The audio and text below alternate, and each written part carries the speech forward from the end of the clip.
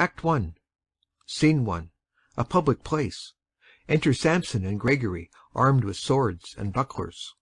Gregory, on my word, will not carry coals. No, for then we should be colers. I mean, an we be in collar, we'll draw.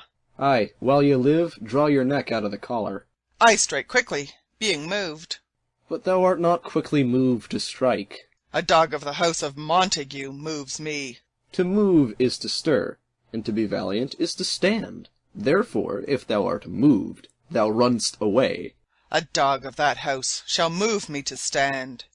I will take the wall of any man or maid of Montague's. That shows thee a weak slave, for the weakest goes to the wall. True, and therefore women, being the weaker vessels, are ever thrust to the wall.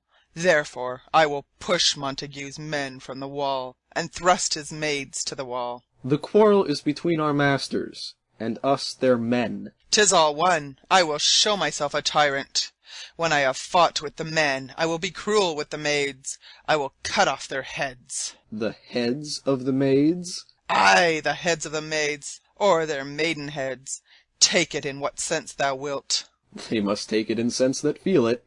Me they shall feel while I am able to stand, and 'tis known I am a pretty piece of flesh. 'Tis well thou art not fish.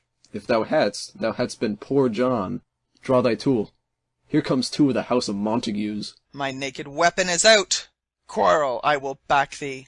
How? Turn thy back and run? Fear me not. No, marry, I fear thee. Let us take the law of our sides. Let them begin. I will frown as I pass by, and let them take it as they list. Nay, as they dare. I will bite my thumb at them, which is disgrace to them if they bear it. Enter Abraham and Balthasar. Do you bite your thumb at us, sir? I do bite my thumb, sir. Do you bite your thumb at us, sir? Is the law of our side if I say aye? No. No, sir, I do not bite my thumb at you, sir, but I bite my thumb, sir. Do you quarrel, sir? Quarrel, sir? No, sir. But if you do, sir, am for you. I serve as good a man as you. No better. Well, sir. Say better. Here comes one of my master's kinsmen. Yes, better, sir. You lie. Draw, if you be men. Gregory, remember thy swashing blow. They fight. Enter Benvolio. Part, fools! Put up your swords! You know not what you do! Beats down their swords. Enter Tybalt. What? Art thou drawn among these heartless hinds? Turn thee, Benvolio. Look upon thy death. I do but keep the peace. Put up thy sword, or manage it to part these men with me. What? Drawn and talk of peace? I hate the word, as I hate hell, all Montagues, and thee. Have at thee, coward. They fight. Enter several of both houses, who join the fray. Then enter citizens with clubs. Clubs, bills, and partisans, strike, beat them down. Down with the Capulets, down with the Montagues. Enter Capulet in his gown, and Lady Capulet. What noise is this? Give me my long sword, ho! A crutch, a crutch. Why call you for a sword? My sword, I say. Old Montague is come, and flourishes his blade in spite of me. Enter Montague and his Lady Montague. Thou villain, Capulet, hold me not, let me go. Thou shalt not stir 1 foot to seek a foe. Enter Prince with attendants. Rebellious subjects, enemies to peace, profaners of this neighbour-stained steel. Will they not hear? What, ho, you men, you beasts, that quench the fire of your pernicious rage, with purple fountains issuing from your veins, on pain of torture from those bloody hands, throw your mistempered weapons to the ground, and hear the sentence of your moved prince. 3 civil brawls, bred of an airy word, by thee, old Capulet and Montague, have thrice disturbed the quiet of our streets, and made Verona's ancient citizens cast by their grave beseeming ornaments to wield old partisans in hands as old, cankered with peace, to part your cankered hate. if you ever disturb our streets again, your lives shall pay the forfeit of the peace. For this time all the rest depart away. You, Capulet, shall go along with me. And Montague, come you this afternoon, to know our farther pleasure in this case, to old Freetown, our common judgment place. Once more, on pain of death, all men depart. Exeunt Prince and attendants, Capulet, Lady Capulet, Tybalt, citizens, and servants. Who set this ancient quarrel new abroach? Speak, nephew, were you by when it began?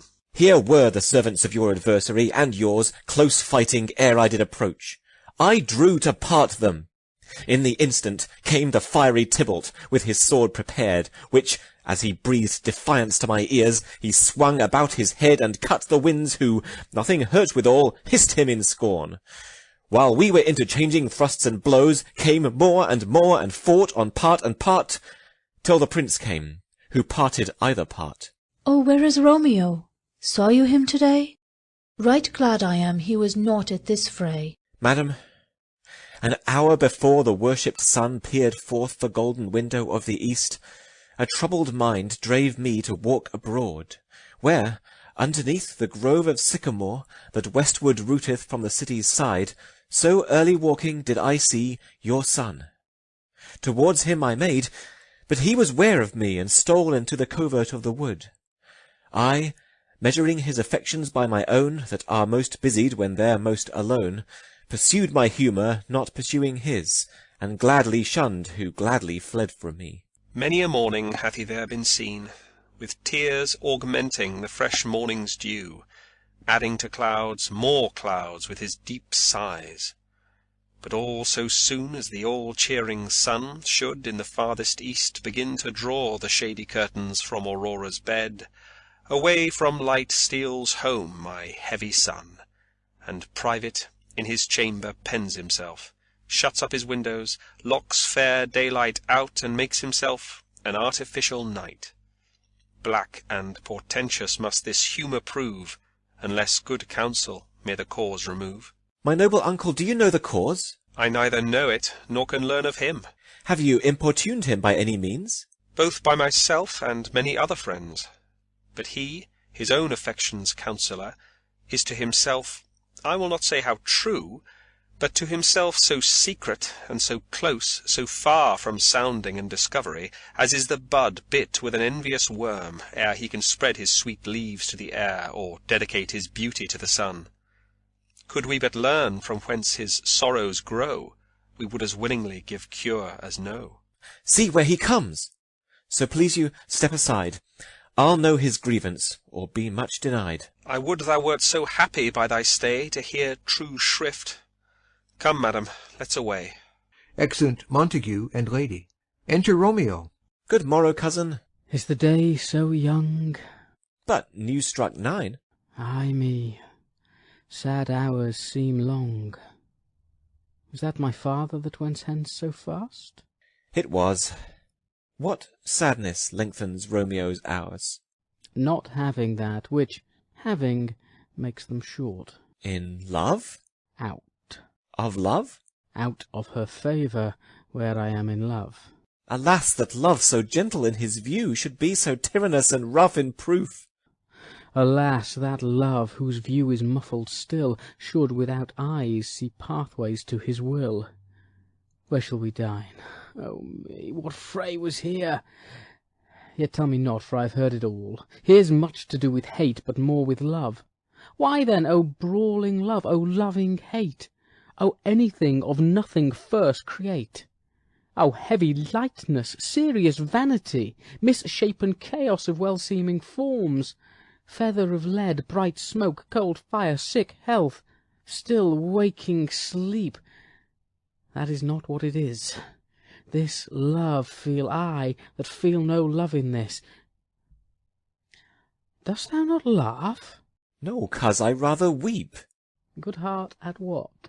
At thy good heart's oppression. Why, such is love's transgression. Griefs of mine own lie heavy in my breast, which thou wilt propagate to have it pressed with more of thine. This love that thou hast shown doth add more grief to too much of mine own. Love is a smoke raised with the fume of sighs, being purged, a fire sparkling in lovers' eyes, being vexed, a sea nourished with lovers' tears. What is it else? A madness most discreet, a choking gall and a preserving sweet. Farewell, my coz. Going. Soft, I will go along, and if you leave me so, you do me wrong. Tut, I have lost myself, I am not here, this is not Romeo, he's some other where. Tell me, in sadness, who is that you love? What, shall I groan and tell thee? Groan? Why no, but sadly tell me who. Bid a sick man in sadness make his will. Ah, word ill urged to one that is so ill. In sadness, cousin, I do love a woman.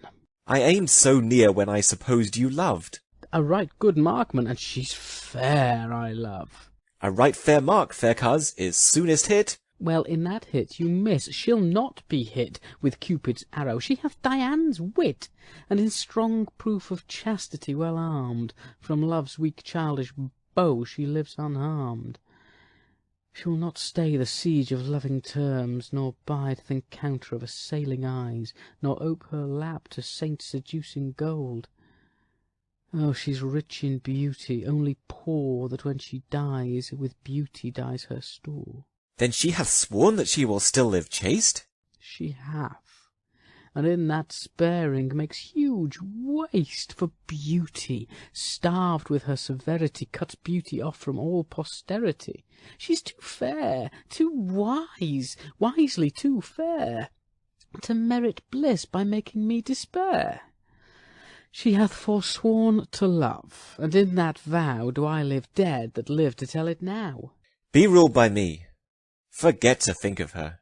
Oh, teach me how I should forget to think. By giving liberty unto thine eyes, examine other beauties. 'Tis the way to call hers exquisite in question more. These happy masks that kiss fair ladies' brows, being black, puts us in mind they hide the fair. He that is strucken blind cannot forget the precious treasure of his eyesight lost. Show me a mistress that is passing fair. What doth her beauty serve but as a note where I may read who passed that passing fair? Farewell. Thou canst not teach me to forget. I'll pay that doctrine, or else die in debt. Exit. Scene 2. A street. Enter Capulet, Paris, and servant. But Montague is bound as well as I, in penalty alike. 'Tis not hard, I think, for men so old as we to keep the peace. Of honourable reckoning are you both, and pity 'tis you lived at odds so long. But now, my lord, what say you to my suit? But saying all what I have said before. My child is yet a stranger in the world. She hath not seen the change of 14 years. Let 2 more summers wither in their pride, ere we may think her right to be a bride. Younger than she are happy mothers made, And too soon marred are those so early made. The earth hath swallowed all my hopes but she. She is the hopeful lady of my earth. But woo her, gentle Paris, get her heart. My will to her consent is but a part, and she agree, within her scope of choice lies my consent, and fair according voice. This night I hold an old accustomed feast, whereto I have invited many a guest, such as I love. And you among the store, one more, most welcome makes my number more. At my poor house look to behold this night earth-treading stars that make dark heaven light. Such comfort as do lusty young men feel when well-apparelled April on the heel of limping winter treads. Even such delight among fresh female buds shall you this night inherit at my house. Hear all see, and like her most whose merit most shall be. Which among view of many, mine, being one, may stand in number, though in reckoning none. Come, go with me. Go, Sirrah, trudge about through fair Verona. Find those persons out whose names are written there. Gives a paper. And to them say, my house and welcome on their pleasure stay. Exeunt Capulet and Paris. Find them out whose names are written here. It is written that the shoemaker should meddle with his yard, and the tailor with his last, the fisher with his pencil, and the painter with his nets. But I am sent to find those persons whose names are here writ, and can never find what names the writing person hath here writ. I must to the learned, in good time. Enter Benvolio and Romeo. Tut, man! One fire burns out another's burning. One pain is lessened by another's anguish. Turn giddy, and be holp by backward turning. One desperate grief cures with another's languish. Take thou some new infection to thy eye, and the rank poison of the old will die. Your plantain leaf is excellent for that. For what, I pray thee? For your broken shin. Why, Romeo, art thou mad? Not mad, but bound more than a madman is, shut up in prison, kept without my food, whipped and tormented, and— God den, good fellow. God give good den. I pray, sir, can you read? Ay, mine own fortune in my misery. Perhaps you have learned it without book. But I pray, can you read anything you see? Ay, if I know the letters and the language. Ye say honestly, rest ye merry. Stay, fellow. I can read. Reads. Signor Martino and his wife and daughters. County Anselmo and his beauteous sisters. The lady widow of Vitruvio. Signor Placencio and his lovely nieces. Mercutio and his brother Valentine. Mine uncle Capulet, his wife and daughters, my fair niece Rosaline, Livia, Signor Valencio and his cousin Tybalt, Lucio and the lively Helena. A fair assembly. Gives back the paper. Whither should they come? Up. Whither? To supper. To our house. Whose house? My master's. Indeed, I should have asked you that before. Now I'll tell you without asking. My master is the great rich Capulet, and if you be not of the house of Montagues, I pray, come and crush a cup of wine. Rest ye merry. Exit. At this same ancient feast of Capulets sups the fair Rosaline whom thou so lovest, with all the admired beauties of Verona. Go thither, and with unattainted eye compare her face with some that I shall show, and I will make thee think thy swan a crow. When the devout religion of mine eye maintains such falsehood, then turn tears to fires. And these, who often drowned, could never die, transparent heretics, be burnt for liars. One fairer than my love? The all-seeing sun ne'er saw her match since first the world begun. Tut, you saw her fair, none else being by, herself poised with herself in either eye. But in that crystal scales let there be weighed your lady's love against some other maid, that I will show you shining at this feast, and she shall scant show well that now shows best. I'll go along, no such sight to be shown, but to rejoice in splendour of my own. Exit. Scene 3. Room in Capulet's house. Enter Lady Capulet and nurse. Nurse, where's my daughter? Call her forth to me. Now, by my maidenhead, at 12-year-old, I bade her come. What lamb? What ladybird? God forbid, where's this girl? What, Juliet? Enter Juliet. How now? Who calls? Your mother. Madam, I am here. What is your will? This is the matter. Nurse, give leave a while, we must talk in secret. Nurse, come back again. I have remembered me. Thou's hear our counsel. Thou knowest my daughter's of a pretty age. Faith, I can tell her age unto an hour. She's not 14. I'll lay 14 of my teeth. And yet, to my teen it be spoken, I have but 4. She is not 14. How long is it now to Lammastide? A fortnight, and odd days. Even or odd of all days in the year, Come Lammas Eve at night, she shall be 14. Susan and she, God rest all Christian souls, were of an age. Well, Susan is with God. She was too good for me. But as I said, on Lammas Eve at night shall she be 14. That she may, Mary, I remember it well. 'Tis since the earthquake now 11 years, and she was weaned. I never shall forget it, of all the days of the year, upon that day, for I had then laid wormwood to my dug, sitting in the sun under the dove-house wall. My lord and you were then at Mantua. Nay, I do bear a brain, but as I said, when it did taste the wormwood on the nipple of my dug, and felt it bitter, pretty fool, to see it tetchy, and fall out with the dug. Shake, quoth the dove-house, 'twas no need, I trow, to bid me trudge. And since that time it is 11 years, for then she could stand alone. Nay, by the rood, she could have run and waddled all about. For even the day before she broke her brow, and then my husband, God be with his soul, was a merry man, took up the child. Yea, quoth he, dost thou fall upon thy face? Thou wilt fall backward when thou hast more wit, wilt thou not, Jule? And by my holy dame, the pretty wretch left crying, and said, Ay. To see now how a jest shall come about. I warrant, and I should live 1,000 years, I never should forget it. Wilt thou not, Jule, quoth he, and pretty fool it stinted, and said, Ay. Enough of this, I pray thee hold thy peace. Yes, madam, yet I cannot choose but laugh, to think it should leave crying and say Ay. And yet I warrant it had upon its brow a bump as big as a young cockerel stone, a perilous knock, and it cried bitterly. Yea, quoth my husband, fall'st upon thy face?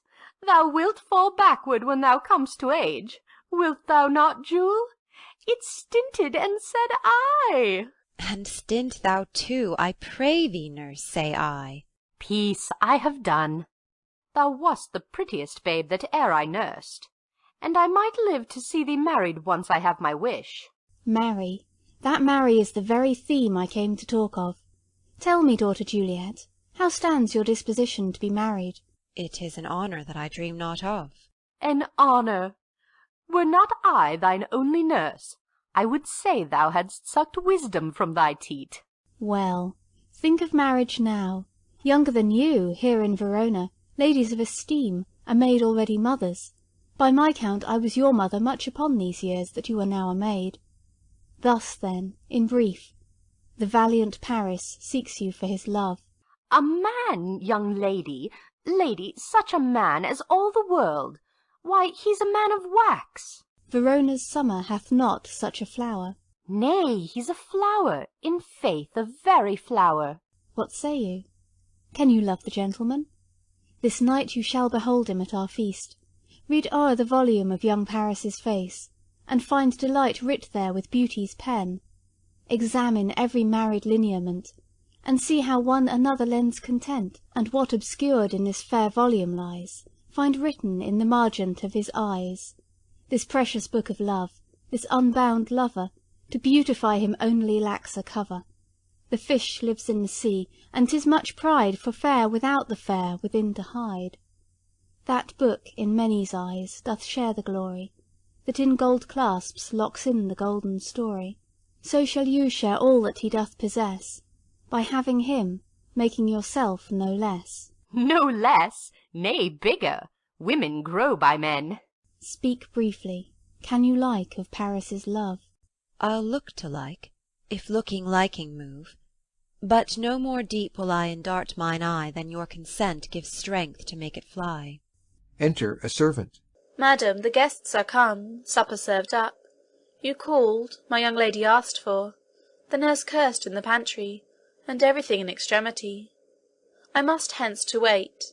I beseech you follow straight. We follow thee. Exit servant. Juliet, the county stays. Go, girl. Seek happy nights to happy days. Exit. Scene 4. A street. Enter Romeo, Mercutio, Benvolio, with 5 or 6 maskers, torchbearers, and others. What, shall this speech be spoke for our excuse, or shall we on without apology? The date is out of such prolixity. We'll have no Cupid hoodwinked with a scarf, bearing a Tartar's painted bow of laugh, scaring the ladies like a crow-keeper, nor no without-book prologue faintly spoke after the prompter for our entrance.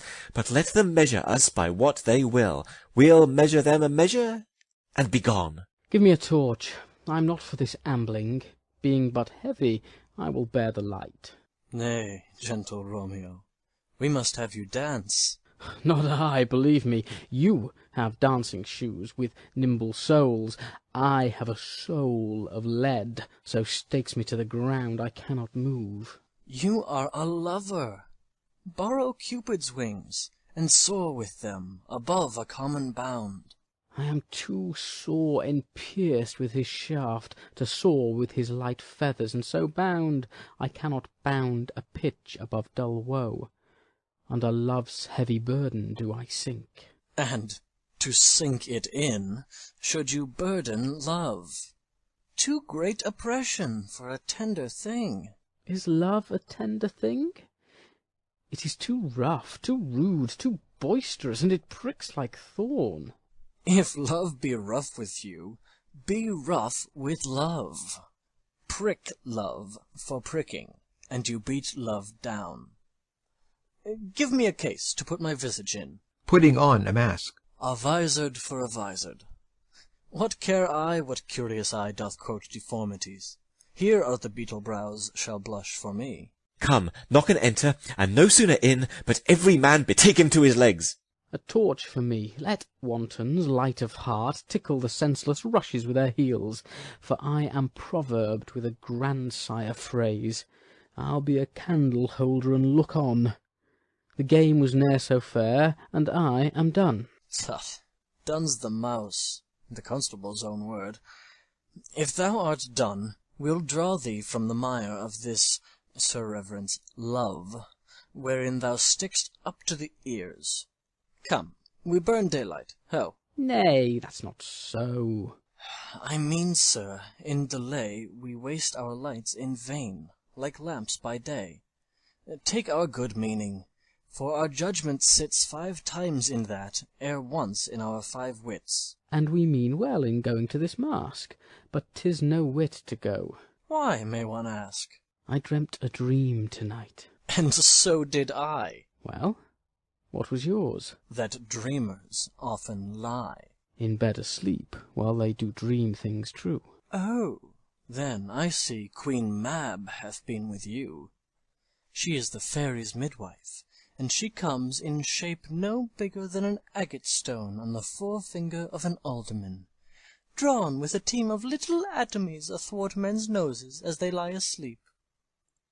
Her waggon spokes made of long spinner's legs, the cover of the wings of grasshoppers, the traces of the smallest spider's web, the collars of the moonshine's watery beams, her whip of cricket's bone, the lash of film, her waggoner a small grey-coated net, not half so big as a round little worm pricked from the lazy finger of a maid. Her chariot is an empty hazel-nut, made by the joiner's squirrel or old grub, time out of mind the fairies' coachmakers.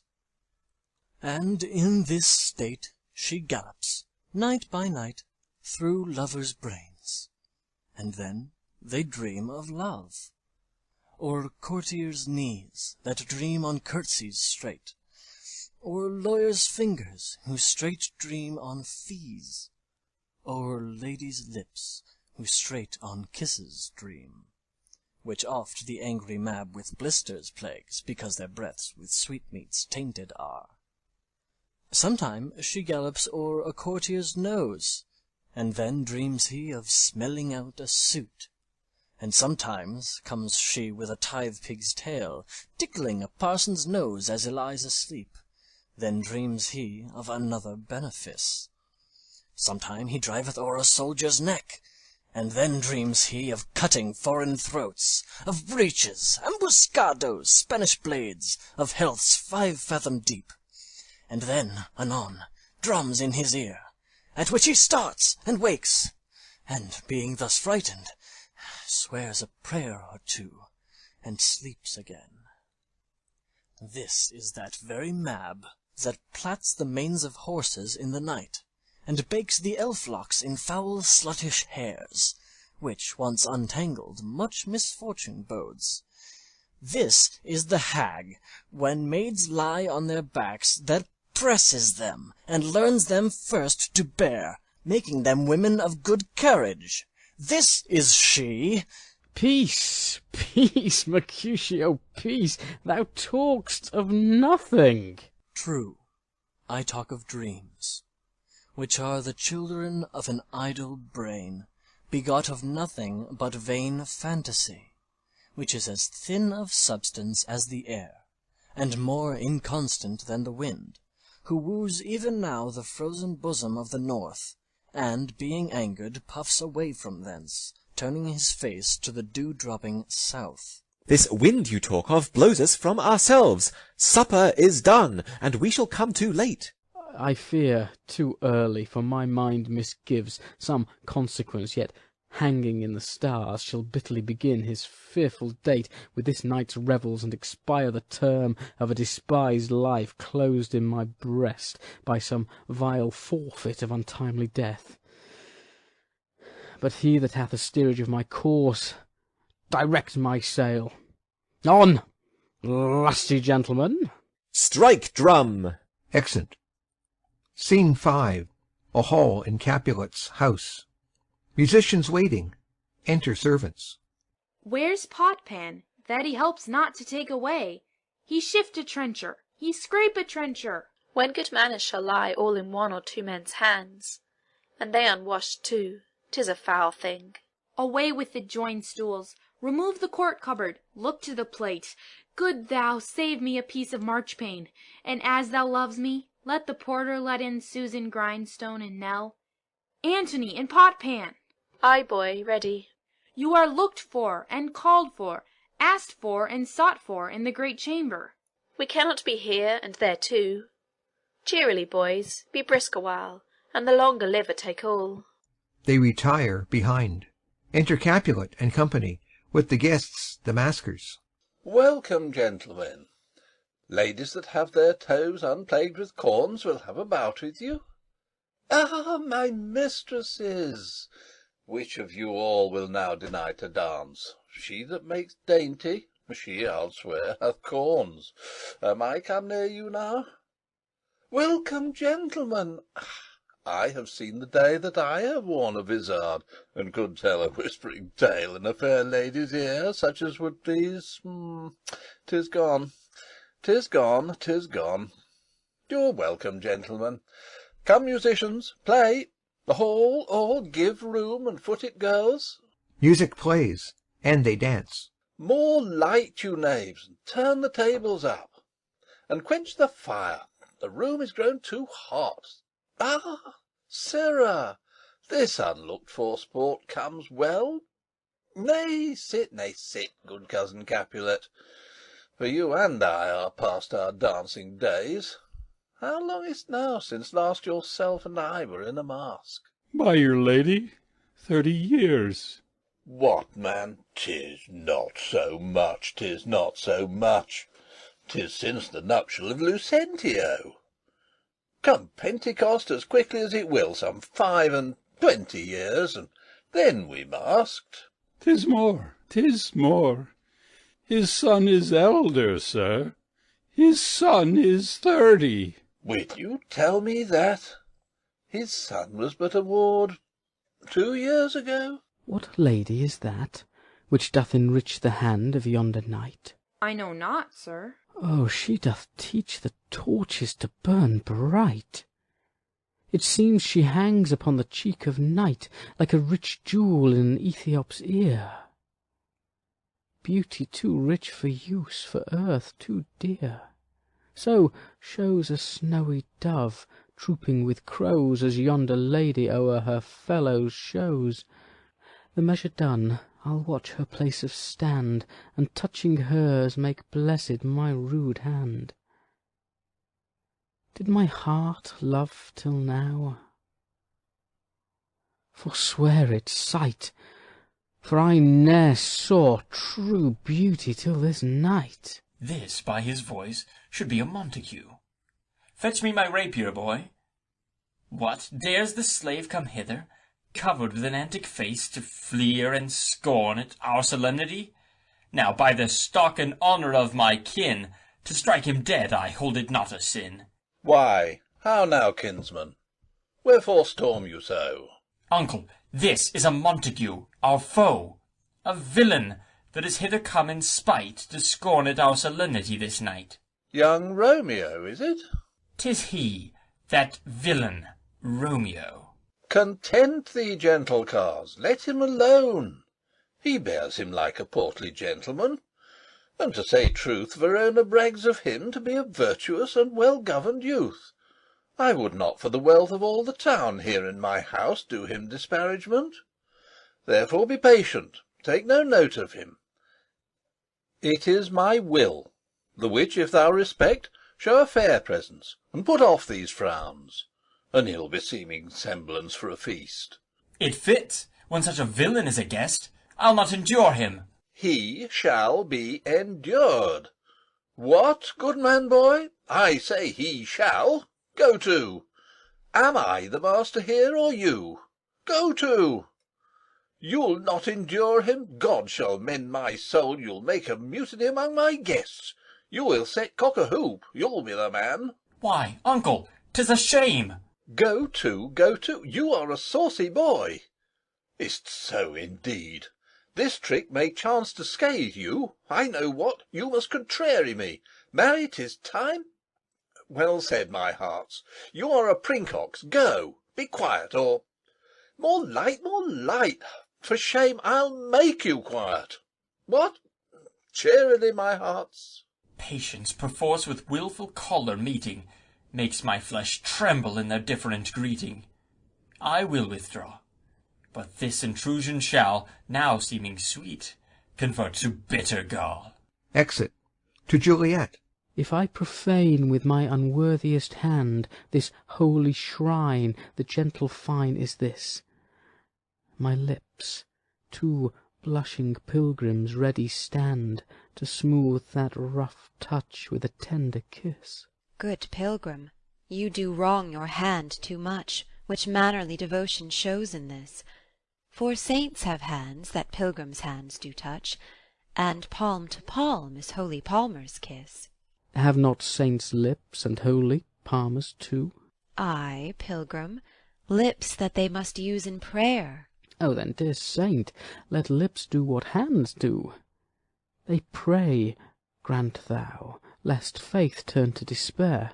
Saints do not move, though grant for prayer's sake. Then move not, while my prayer's effect I take. Thus from my lips by thine my sin is purged. Kissing her. Then have my lips the sin that they have took. Sin from my lips? O trespass, sweetly urged, give me my sin again. You kiss by the book. Madam, your mother craves a word with you. What is her mother? Mary, bachelor, her mother is the lady of the house, and a good lady, and a wise and virtuous. I nursed her daughter that you talked withal. I tell you, he that can lay hold of her shall have the chinks. Is she a Capulet? Oh, dear account, my life is my foe's debt. Away, begone! The sport is at the best. Ay, so I fear. The more is my unrest. Nay, gentlemen, prepare not to be gone. We have a trifling foolish banquet towards. Is e'en so? Why, then I thank you all. I thank you, honest gentlemen. Good night. More torches here. Come on, then. Let's to bed. Ah, sirrah. To second Capulet. By my fay, it waxes late. I'll to my rest. Exeunt, all but Juliet and nurse. Come hither, nurse. What is yond gentleman? The son and heir of old Tiberio. What's he that now is going out of door? Marry, that I think be young Petruchio. What's he that follows there, that would not dance? I know not. Go ask his name. If he be married, my grave is like to be my wedding bed. His name is Romeo, and Montague, the only son of your great enemy. My only love sprung from my only hate, too early seen unknown, and known too late. Prodigious birth of love it is to me, that I must love a loathed enemy. What's this? What's this? A rhyme I learned even now, of one I danced withal. One calls within. Juliet. Anon, anon. Come, let's away. The strangers are all gone. Exeunt. Enter chorus. Now old desire doth in his deathbed lie, and young affection gapes to be his heir. That fair for which love groaned for and would die, with tender Juliet matched, is now not fair. Now Romeo is beloved and loves again, alike bewitched by the charm of looks, but to his foe supposed he must complain, and she still loves sweet bait from fearful hooks. Being held a foe, he may not have access to breathe such vows as lovers used to swear, and she as much in love, her means much less, to meet her new beloved anywhere. But passion lends them power time means to meet, tempering extremities with extreme sweet. Exit. Act 2, Scene 1, an opening place adjoining Capulet's garden. Enter Romeo. Can I go forward where my heart is here? Turn back, dull earth, and find thy centre out. He climbs the wall and leaps down within it. Enter Benvolio and Mercutio. Romeo! My cousin Romeo! He is wise, and on my life hath stolen him to bed. He ran this way and leapt this orchard wall. Call, good Mercutio. Nay, I'll conjure too. Romeo! Humours! Madman! Passion! Lover! Appear thou in the likeness of a sigh. Speak but one rhyme, and I am satisfied. Cry but ah me! Pronounce but love and dove. Speak to my gossip Venus one fair word, one nickname for her purblind son and heir, young auburn Cupid, that shot so trim when King Cophetua loved the beggar maid. He heareth not, he stirreth not, he moveth not. The ape is dead, and I must conjure him. I conjure thee, by Rosalie's bright eyes, by her high forehead and her scarlet lip, by her fine foot, straight leg, and quivering thigh, and the demesnes that there adjacent lie, that in thy likeness thou appear to us. And if he hear thee, thou wilt anger him. This cannot anger him. 'Twould anger him to raise a spirit in his mistress's circle of some strange nature, letting it there stand till she had laid it and conjured it down. That were some spite. My invocation is fair and honest, and in his mistress's name I conjure only but to raise up him. Come, he hath hid himself amongst these trees to be consorted with the humorous night. Blind is his love, and best befits the dark. If love be blind, love cannot hit the mark. Now will he sit under a medlar tree, and wish his mistress were that kind of fruit as maids call medlars when they laugh alone. Romeo, good night. I'll to my truckle bed. This field bed is too cold for me to sleep. Come, shall we go? Go then, for 'tis in vain to seek him here that means not to be found. Exeunt. Scene 2, Capulet's garden. Enter Romeo. He jests at scars that never felt a wound. Juliet appears above at a window. But soft! What light through yonder window breaks? It is the east, and Juliet is the sun.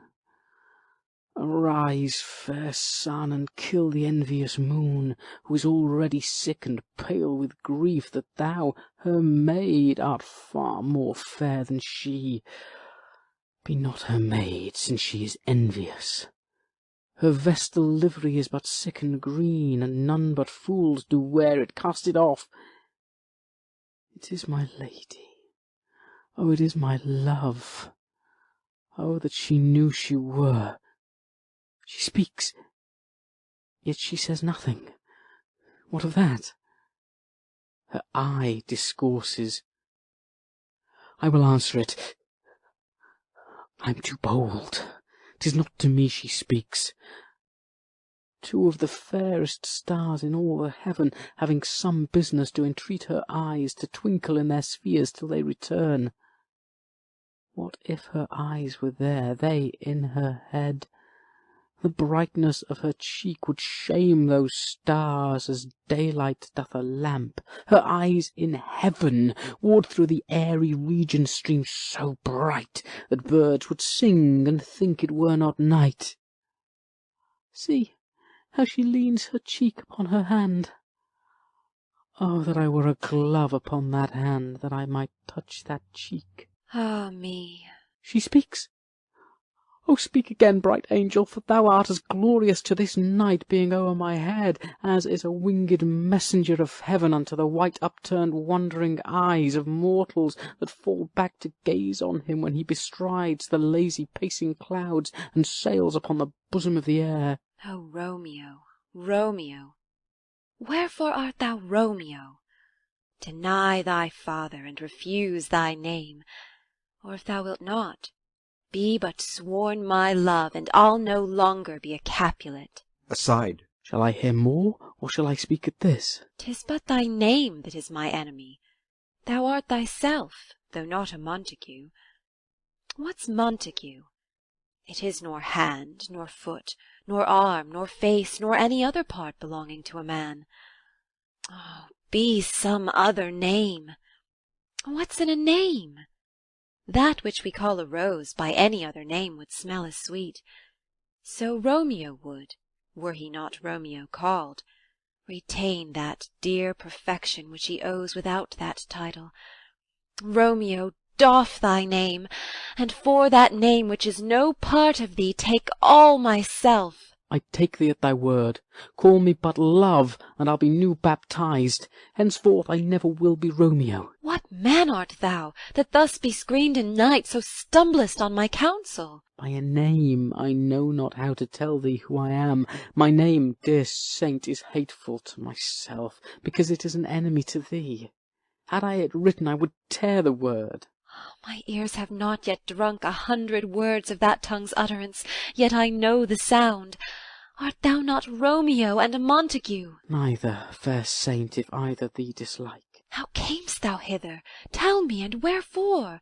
The orchard walls are high and hard to climb, and the place death, considering who thou art, if any of my kinsmen find thee here. With love's light wings do I o'erperch these walls, for stony limits cannot hold love out, and what love can do that dares love attempt. Therefore thy kinsmen are no let to me. If they do see thee, they will murder thee. Alack, there lies more peril in thine eye than 20 of their swords. Look thou but sweet, and I am proof against their enmity. I would not for the world they saw thee here. I have night's cloak to hide me from their sight.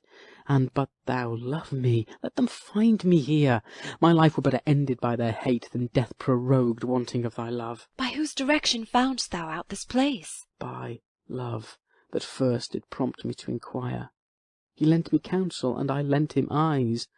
I am no pilot. Yet wert thou as far as that vast shore washed with the furthest sea, I would adventure for such merchandise. Thou knowest the mask of night is on my face, else would a maiden blush bepaint my cheek for that which thou hast heard me speak to-night. Fain would I dwell on form, fain deny what I have spoke. But farewell compliment. Dost thou love me? I know thou wilt say aye, and I will take thy word. Yet if thou swear'st, thou mayst prove false. At lovers' perjuries they say Jove laughs. O gentle Romeo, if thou dost love, pronounce it faithfully. Or if thou think'st I am too quickly won, I'll frown and be perverse and say thee nay, so thou wilt woo. But else, not for the world. In truth, fair Montague, I am too fond. And therefore thou mayst think my haviour light, but trust me, gentlemen, I'll prove more true than those that have more cunning to be strange. I should have been more strange, I must confess. but that thou overheardst ere I was ware my true love passion. Therefore pardon me, and not impute this yielding to light love which the dark night hath so discovered. Lady, by yonder blessed moon I swear, that tips with silver all these fruit-tree tops. Oh, swear not by the moon, the inconstant moon that monthly changes in her circled orb, lest that thy love prove likewise variable. What shall I swear by? Do not swear at all.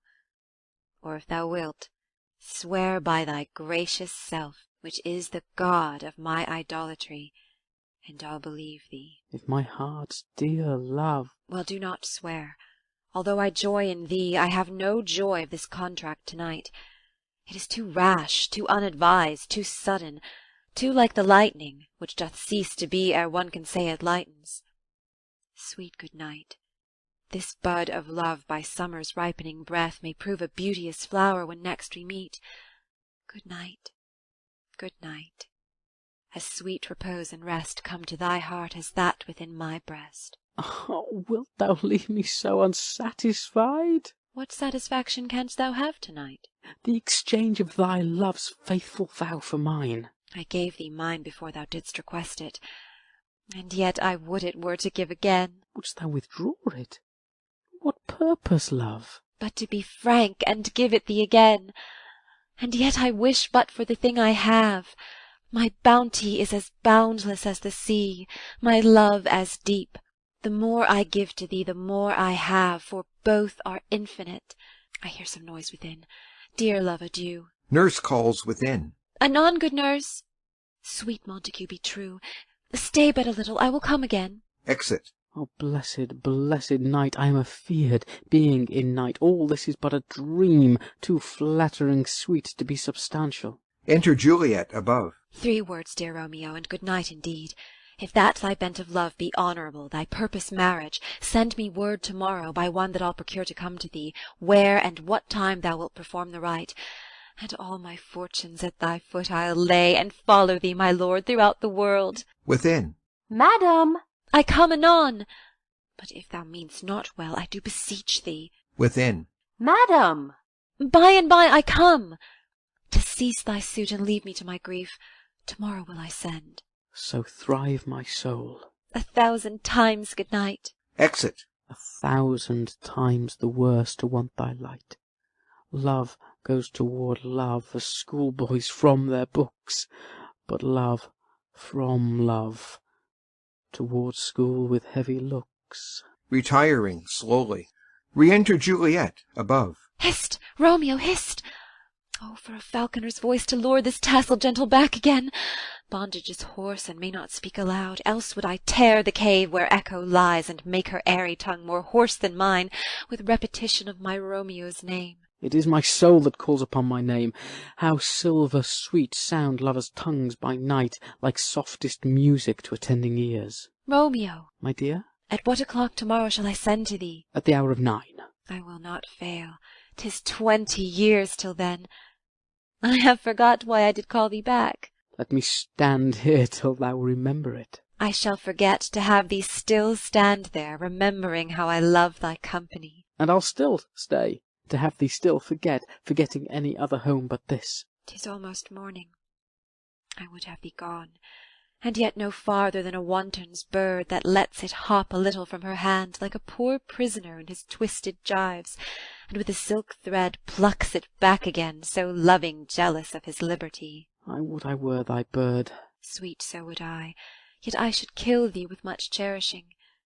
Good night, good night. Parting is such sweet sorrow, that I shall say good night till it be morrow. Exit. Sleep. Dwell upon thine eyes, peace in thy breast. Would I were sleep and peace, so sweet to rest. Hence will I to my ghostly father's cell, his help to crave, and my dear hap to tell. Exit. Scene 3. Friar Lawrence's cell. Enter Friar Lawrence with a basket. The green-eyed morn smiles on the frowning night, checkering the eastern clouds with streaks of light, and flecked darkness like the drunkard reels from forth day's path and Titan's fiery wheels.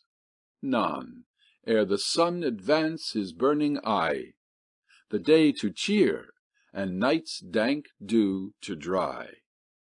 I must upfill this osier cage of ours with baleful weeds and precious juiced flowers.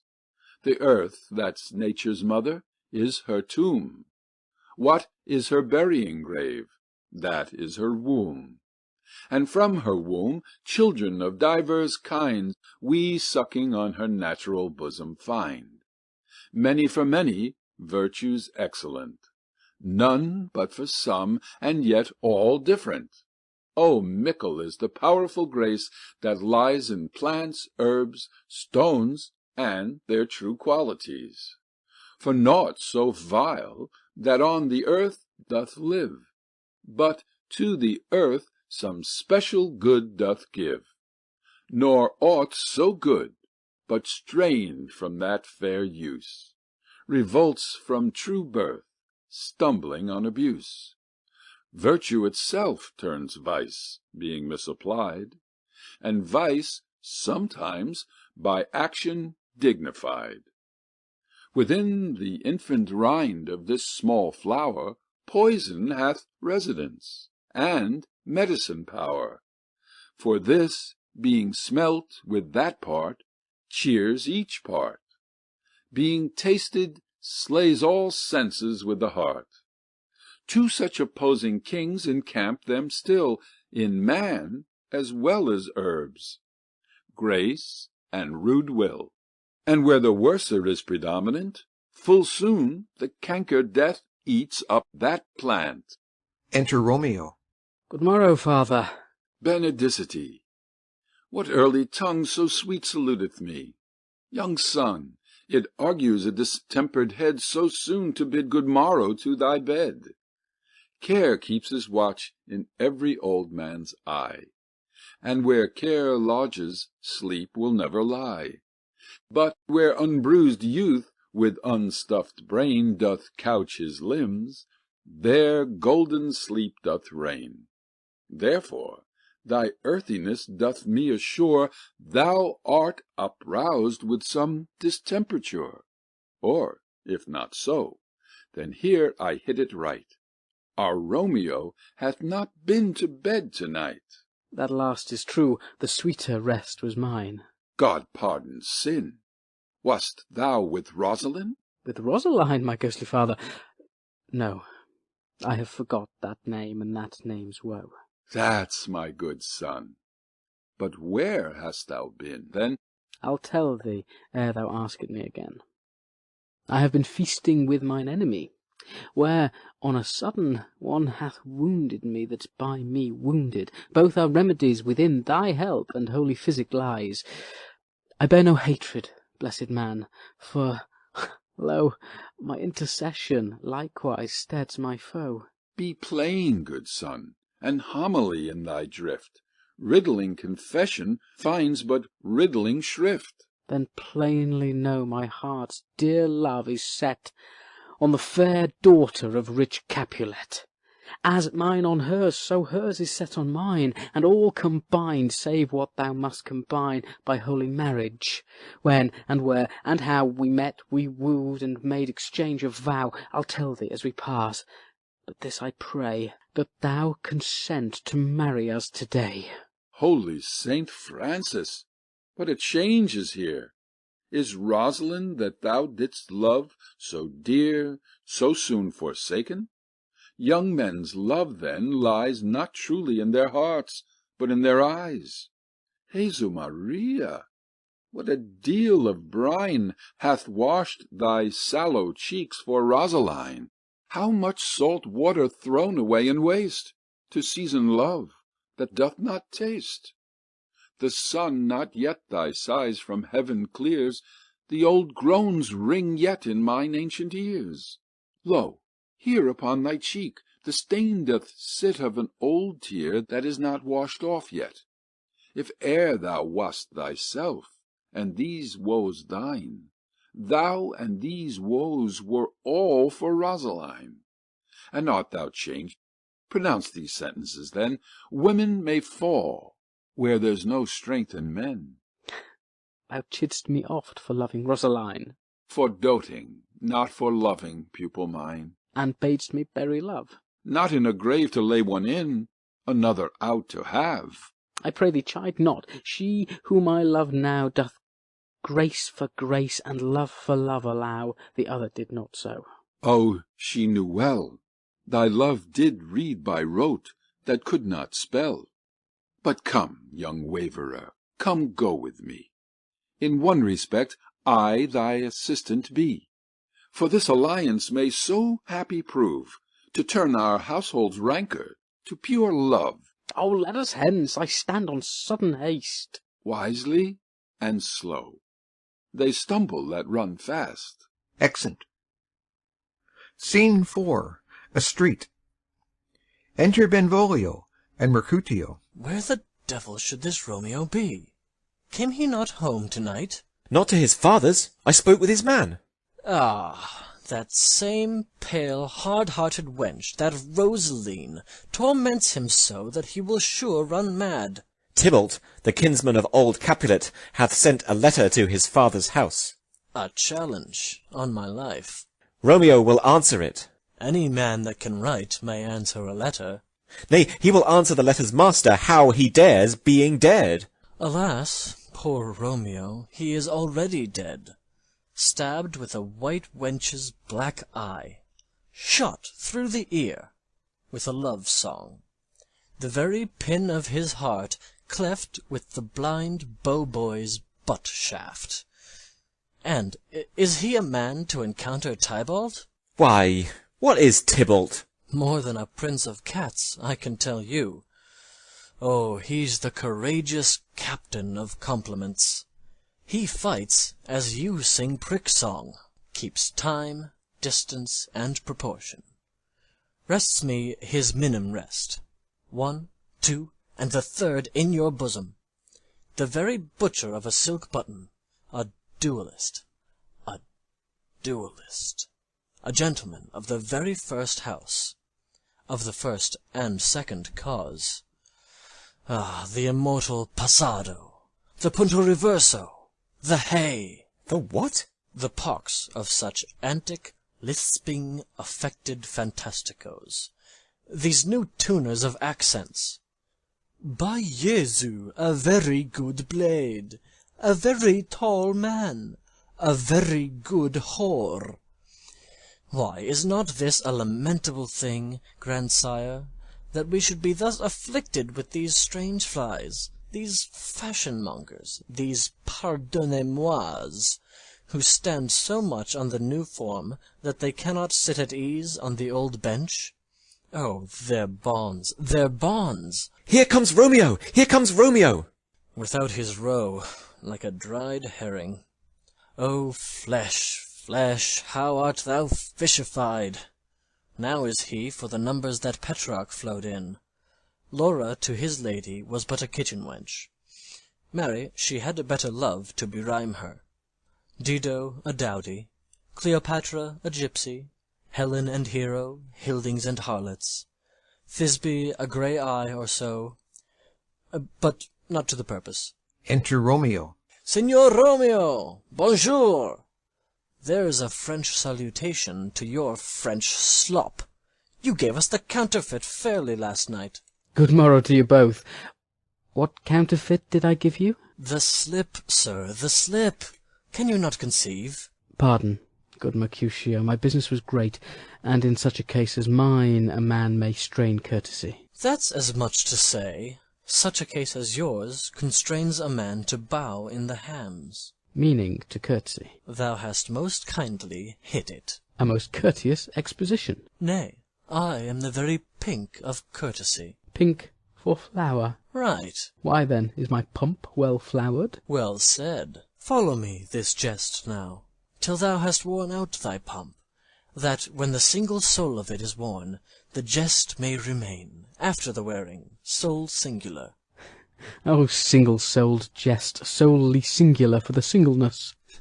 Come between us, good Benvolio, my wits faint. Swits and spurs, or I'll cry a match. Nay, if thy wits run the wild goose chase, I have done. For thou hast more of the wild goose in one of thy wits than, I am sure, I have in my whole 5. Was I with you there for the goose? Thou wast never with me for anything, when thou wast not there for the goose. I will bite thee by the ear for that jest. Nay, good goose, bite not. Thy wit is a very bitter sweeting. It is a most sharp sauce. And is it not, then, well served into a sweet goose? Oh, here's a wit of Cheveril that stretches from an inch narrow to an ell broad. I will stretch it out for that word broad, which added to the goose proves thee far and wide a broad goose. Why, is this not better now than groaning for love? Now art thou sociable, now art thou Romeo, now art thou what thou art, by art as well as by nature. For this drivelling love is like a great natural that runs lolling up and down to hide his bauble in a hole. Stop there, stop there. Thou desirest me to stop in my tail against the hair. Thou wouldst else have made thy tail large. Oh, thou art deceived. I would have made it short, for I was come to the whole depth of my tail, and meant indeed to occupy the argument no longer. Here's goodly gear. Enter Nurse and Peter. A sail, a sail, a sail! 2, a shirt and a smock. Peter. Anon. My fan, Peter. Good Peter, to hide her face, for her fan's the fairer face. God ye good morrow, gentlemen. God ye good den, fair gentlewoman. Is it good den? 'Tis no less, I tell ye, for the body hand of the dial is now upon the prick of noon.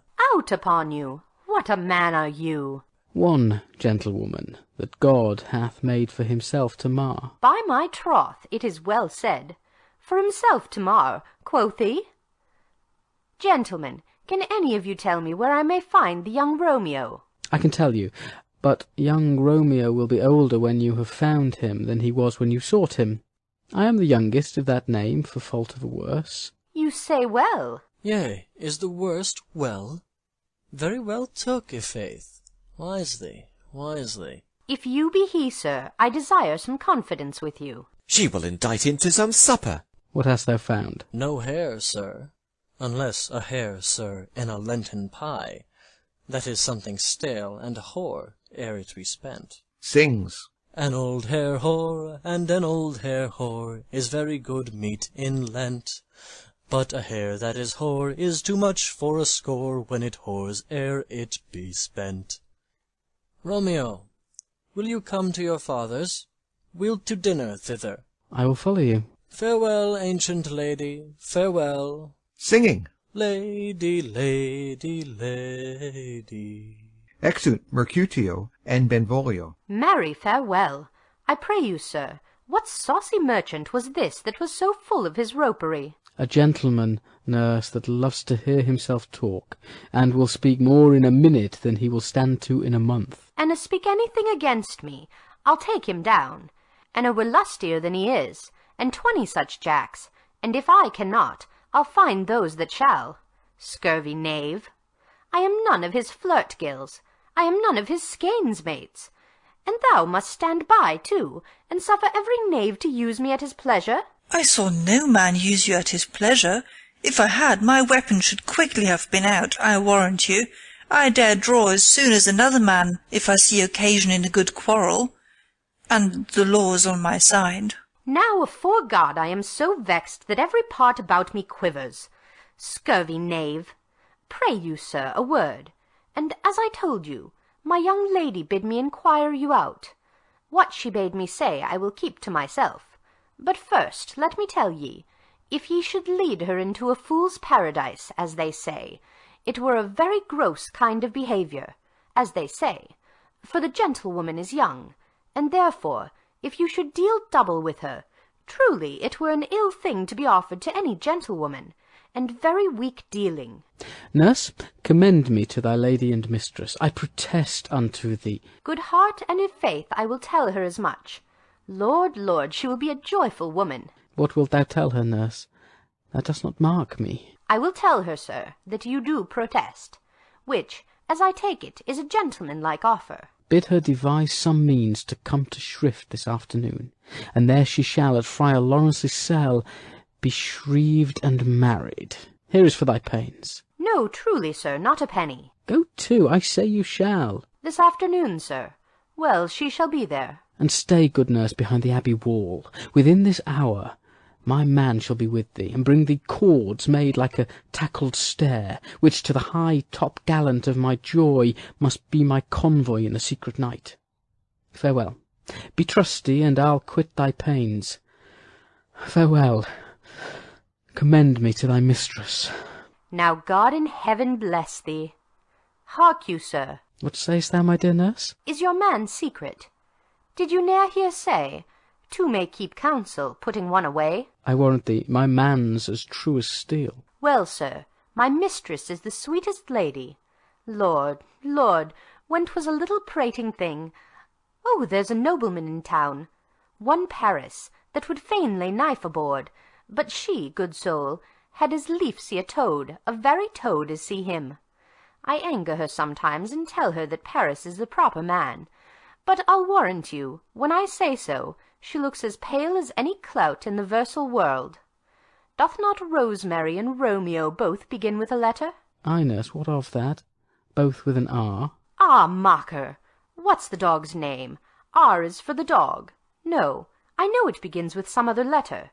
And she hath the prettiest sententious of it, of you and Rosemary, that it would do you good to hear it. Commend me to thy lady. Ay, 1,000 times. Exit Romeo. Peter! Anon? Peter, take my fan, and go before. Exit. Scene 5. Capulet's garden. Enter Juliet. The clock struck 9 when I did send the nurse. In half an hour she promised to return. Perchance she cannot meet him. That's not so. Oh, she is lame. Love's herald should be thoughts, which 10 times faster glide than the sun's beams, driving back shadows over lowering hills. Therefore do nimble pinioned doves draw love, and therefore hath the wind-swift Cupid's wings. Now is the sun upon the highmost hill of this day's journey, and from 9 till 12 is 3 long hours, yet she is not come. Had she affections and warm youthful blood, she'd be as swift in motion as a ball. My words would bandy her to my sweet love, and his to me.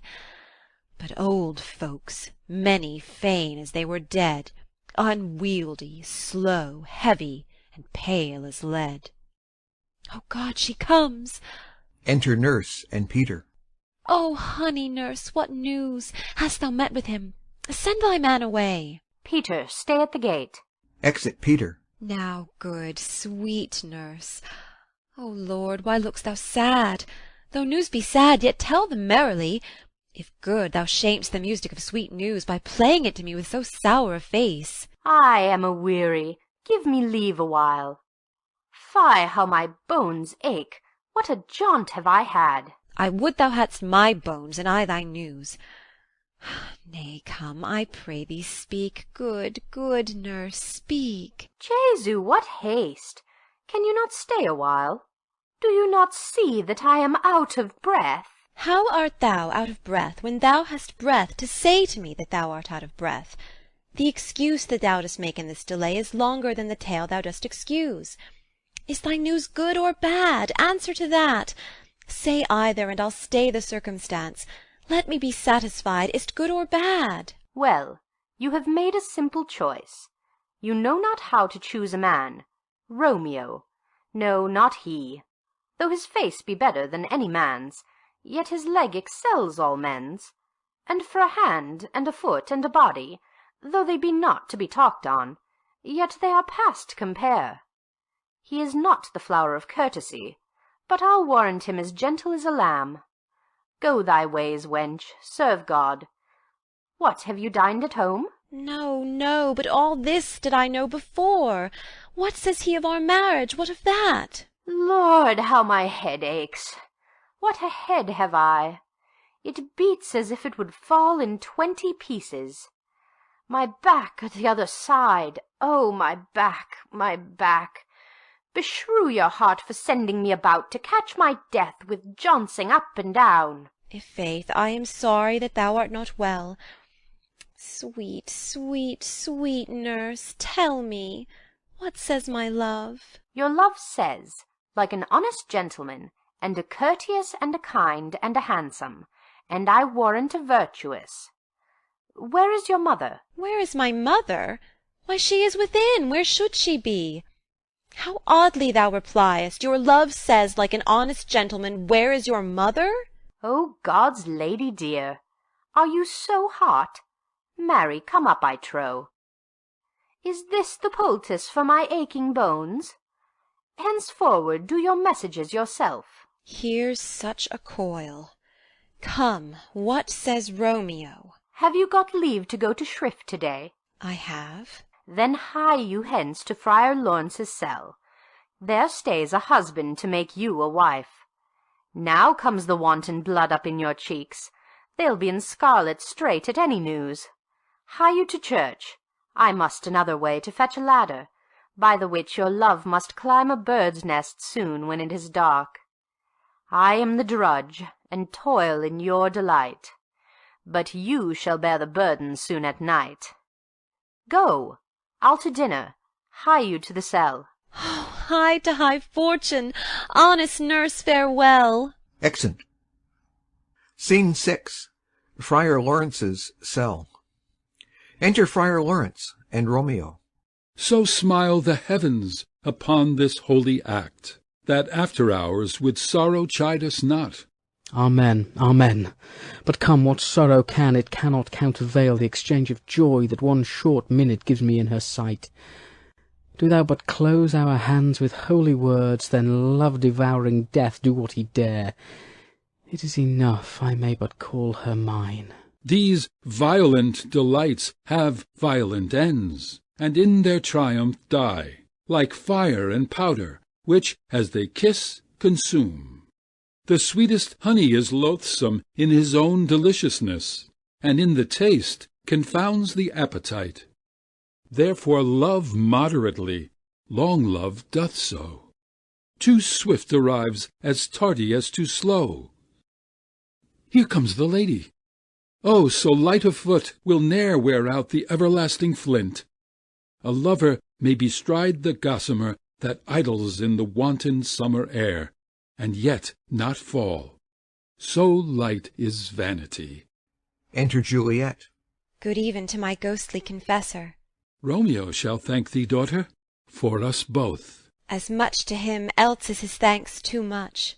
Ah, Juliet, if the measure of thy joy be heaped like mine, and that thy skill be more to blazon it, then sweeten with thy breath this neighbour air, and let rich music's tongue unfold the imagined happiness that both receive in either by this dear encounter. Conceit, more rich in matter than in words, brags of his substance, not of ornament. They are but beggars that can count their worth. But my true love is grown to such excess, I cannot sum up some of half my wealth. Come, come with me, and we will make short work. For by your leaves you shall not stay alone till Holy Church incorporate two in one. Exeunt. End of Act 3, Scene 1. A public place. Enter Mercutio, Benvolio, page, and servants. I pray thee, good Mercutio, let's retire. The day is hot, the Capulets abroad, and if we meet, we shall not scape a brawl. For now, these hot days is the mad blood stirring. Thou art like one of these fellows that, when he enters the confines of a tavern, clasps me his sword upon the table, and says, God send me no need of thee, and, by the operation of the second cup, draws him on the drawer, when indeed there is no need. Am I like such a fellow? Come, come, thou art as hot a jack in thy mood as any in Italy, and as soon moved to be moody, and as soon moody to be moved. And what two? Nay, and there were two such, we should have none shortly, for one would kill the other. Thou! Why, thou wilt quarrel with a man that hath a hair more or a hair less in his beard than thou hast, Thou wilt quarrel with a man for cracking nuts, having no other reason but because thou hast hazel eyes. What eye but such an eye would spy out such a quarrel? Thy head is as full of quarrels as an egg is full of meat, and yet thy head hath been beaten as addle as an egg for quarrelling. Thou hast quarrelled with a man for coughing in the street, because he hath wakened thy dog that hath lain asleep in the sun. Didst thou not fall out with a tailor for wearing his new doublet before Easter? With another for tying his new shoes with an old riband? And yet thou wilt tutor me from quarrelling. An I were apt to quarrel as thou art, any man should buy the fee sample of my life for an hour and a quarter. The fee simple. Oh, simple. By my head, here come the Capulets! By my heel, I care not. Enter Tybalt and others. Follow me close, for I will speak to them. Gentlemen, good den, a word with one of you. And but one word with one of us? Couple it with something. Make it a word and a blow. You shall find me apt enough to do that, sir, and you will give me occasion. Could you not take some occasion without giving? Mercutio, thou consortest with Romeo. Consort? What, dost thou make us minstrels? And thou make minstrels of us look to hear nothing but discords. Here's my fiddlestick. Here's that shall make you dance. Zounds, consort! We talk here in the public haunt of men. Either withdraw unto some private place, and reason coldly of your grievances, or else depart. Here all eyes gaze on us. Men's eyes were made to look, and let them gaze. I will not budge for no man's pleasure, I. Well, peace be with you, sir. Here comes my man. Enter Romeo. But I'll be hanged, sir, if he wear your livery. Marry, go before to the field. He'll be your follower. Your worship, in that sense, may call him man. Romeo, the love I bear thee can afford no better term than this. Thou art a villain. Tybalt, the reason that I have to love thee doth much excuse the appertaining rage to such a greeting. Villain am I none. Therefore farewell. I see thou know'st me not. Boy, this shall not excuse the injuries that thou hast done me. Therefore turn and draw. I do protest I never injured thee, but love thee better than thou canst devise till thou shalt know the reason of my love.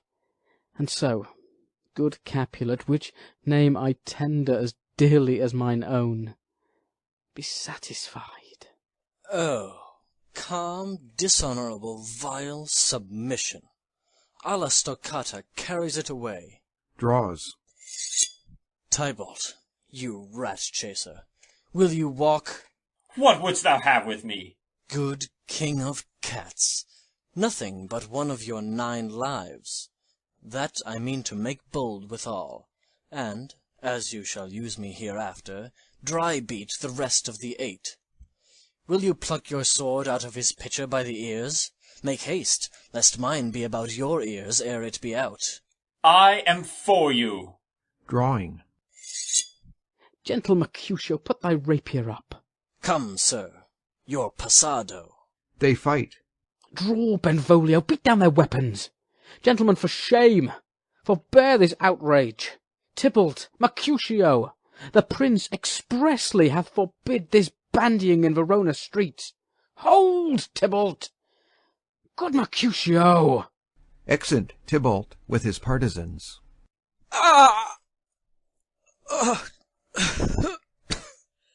am hurt. A plague on both your houses. I am sped. Is he gone, and hath nothing? What, art thou hurt? Ay, ay, a scratch, a scratch.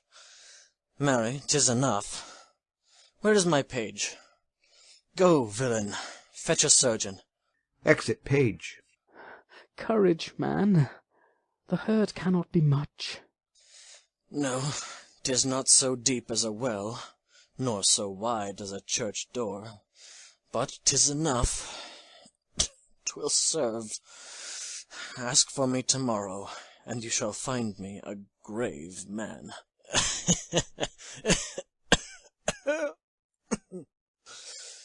I am peppered, I warrant, for this world.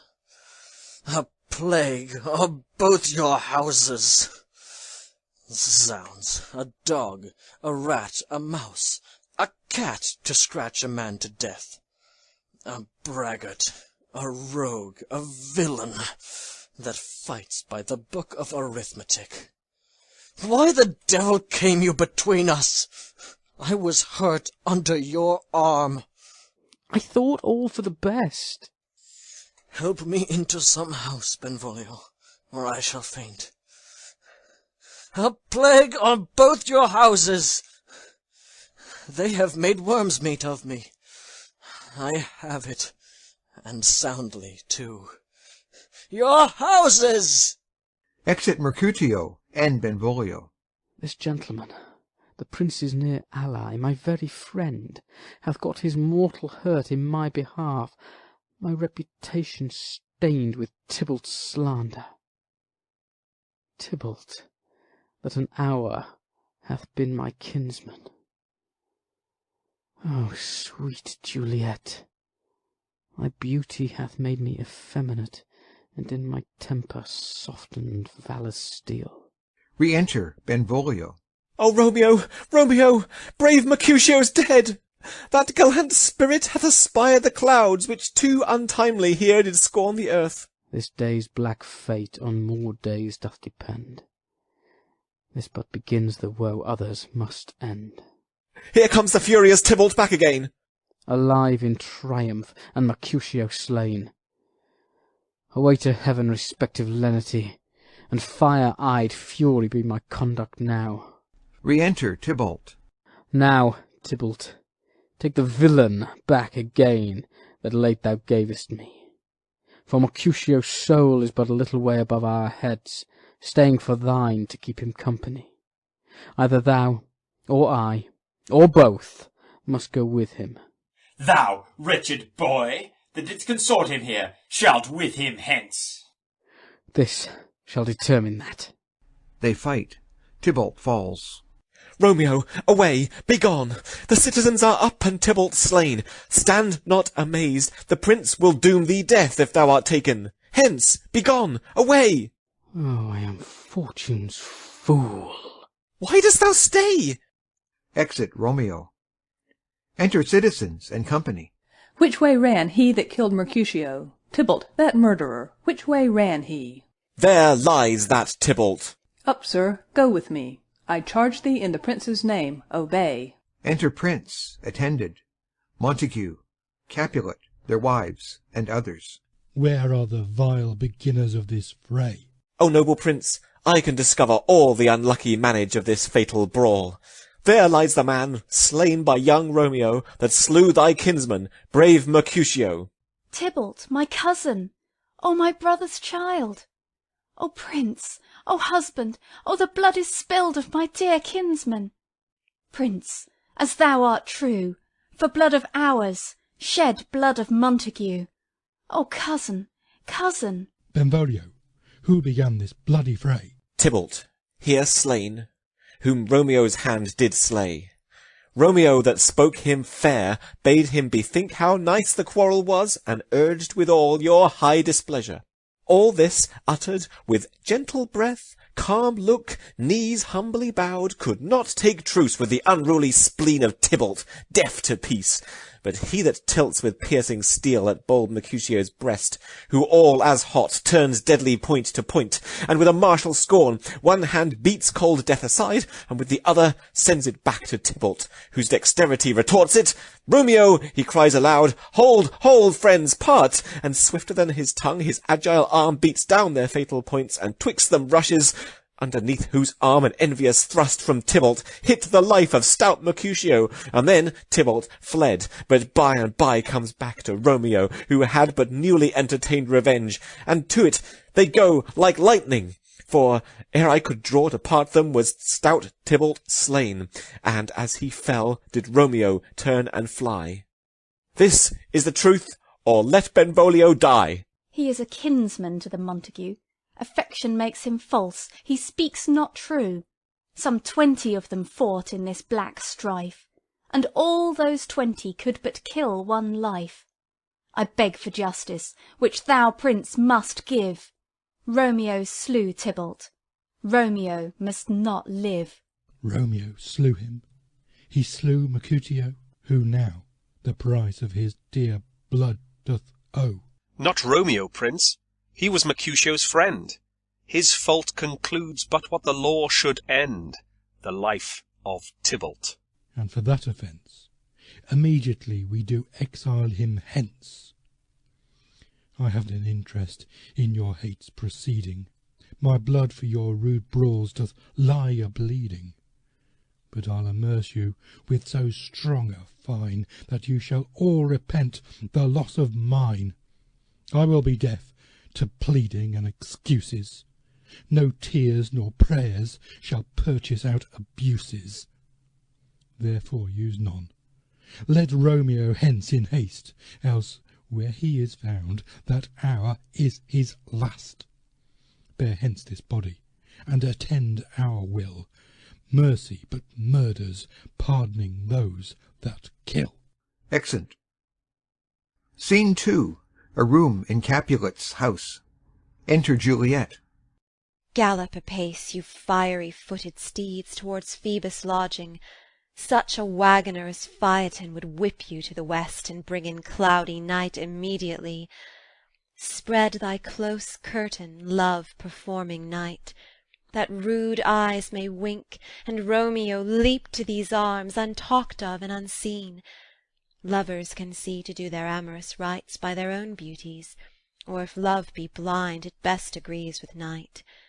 Come, civil night, thou sober-suited matron, all in black, and learn me how to lose a winning match played for a pair of stainless maidenhoods. Hood my unmanned blood, bating in my cheeks with thy black mantle, till strange love, grown bold, think true love acted simple modesty. Come, night, come, Romeo, come, thou day in night, for thou wilt lie upon the wings of night, whiter than new snow upon a raven's back. Come, gentle night, come, loving, black-browed night, give me my Romeo, and when he shall die, take him and cut him out in little stars, and he will make the face of heaven so fine that all the world will be in love with night, and pay no worship to the garish sun. Oh, I have bought the mansion of a love, but not possessed it, and though I am sold, not yet enjoyed. So tedious is this day as is the night before some festival to an impatient child that hath new robes and may not wear them. Oh, here comes my nurse, and she brings news, and every tongue that speaks but Romeo's name speaks heavenly eloquence. Enter nurse, with cords. Now, nurse, what news? What hast thou there? The cords that Romeo bid thee fetch? Ay, the cords. Throws them down. Ah me, what news? Why dost thou wring thy hands? Ah, well a day! He's dead, he's dead, he's dead! We are undone, lady, we are undone! Alack the day! He's gone, he's killed, he's dead! Can heaven be so envious? Romeo can, though heaven cannot. Oh, Romeo, Romeo! Who would ever have thought it? Romeo! What devil art thou that dost torment me thus? This torture should be roared in dismal hell. Hath Romeo slain himself? Say thou but I, and that bare vowel I shall poison more than the death-darting eye of cockatrice. I am not I, if there be such an eye, or those eyes shut that make thee answer I. If he be slain, say I, or if not, no. Brief sounds determine of my weal or woe. I saw the wound, I saw it with mine eyes. God save the mark, here, on his manly breast. A piteous course, a bloody piteous course. Pale, pale as ashes, all bedaubed in blood, all in gore-blood. I swooned at the sight. Oh, break my heart, poor bankrout, break at once, to prison eyes, ne'er look on liberty. Vile earth, to earth resign, end motion here, and thou and Romeo press one heavy bier. O Tybalt, Tybalt, the best friend I had! O courteous Tybalt, honest gentleman, that ever I should live to see thee dead! What storm is this that blows so contrary? Is Romeo slaughtered, and is Tybalt dead? My dear loved cousin, and my dearer lord? Then dreadful trumpet sound the general doom, for who is living if those two are gone? Tybalt is gone, and Romeo banished. Romeo that killed him, he is banished. O God! Did Romeo's hand shed Tybalt's blood? It did, alas, the day it did. O serpent heart hid with a flowering face! Did ever dragon keep so fair a cave? Beautiful tyrant, fiend angelical, dove-feathered raven, wolvish ravening lamb, despised substance of divinest show, just opposite to what thou justly seem'st, a damned saint, an honourable villain. O nature, what hadst thou to do in hell when thou didst bower the spirit of a fiend in mortal paradise of such sweet flesh? Was ever book containing such vile matter so fairly bound? Oh, that deceit should dwell in such a gorgeous palace! There's no trust, no faith, no honesty in men. All perjured, all forsworn, all not, all dissemblers. Ah, where is my man? Give me some aqua vitae. These griefs, these woes, these sorrows make me old. Shame come to Romeo! Blistered be thy tongue for such a wish. He was not born to shame. Upon his brow shame is a shame to sit, for 'tis a throne where honour may be crowned, sole monarch of the universal earth. Oh, what a beast was I to chide at him! Will you speak well of him that killed your cousin? Shall I speak ill of him that is my husband? Ah, poor my lord, what tongue shall smooth thy name, when I, thy 3 hours' wife, have mangled it? But wherefore, villain, didst thou kill my cousin? That villain cousin would have killed my husband. Back, foolish tears, back to your native spring. Your tributary drops belong to woe, which you, mistaking, offer up to joy. My husband lives, that Tybalt would have slain, and Tybalt's dead, that would have slain my husband. All this is comfort. Wherefore weep I, then? Some word there was, worser than Tybalt's death, that murdered me. I would forget it fain. But, oh, it presses to my memory like damned guilty deeds to sinners' minds. Tybalt is dead, and Romeo banished. That banished, that one word banished, hath slain 10,000 Tybalts. Tybalt's death was woe enough if it had ended there, or if sour woe delights in fellowship, and needly will be ranked with other griefs. Why followed not, when she said Tybalt's dead, thy father, or thy mother, nay, or both, which modern lamentation might have moved? But, the rearward following Tybalt's death, Romeo is banished. To speak that word is father, mother, Tybalt, Romeo, Juliet, all slain, all dead. Romeo is banished. There is no end, no limit, measure, bound in that word's death. No words can that woe sound. Where is my father and mother, nurse? Weeping and wailing over Tybalt's corse. Will you go to them? I will bring you thither.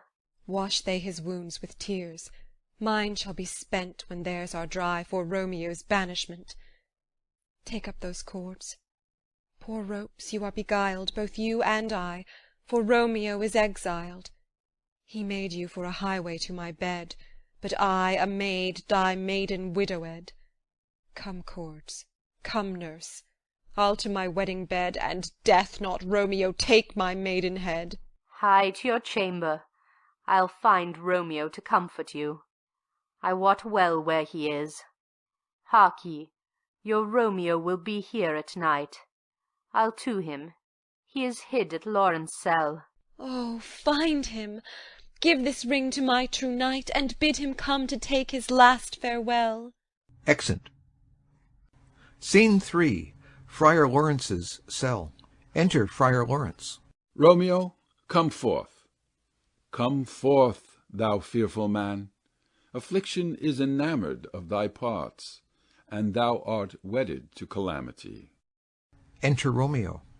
Father, what news? What is the prince's doom? What sorrow craves acquaintance at my hand that I yet know not? Too familiar is my dear son with such sour company. I bring thee tidings of the prince's doom. What less than doomsday is the prince's doom?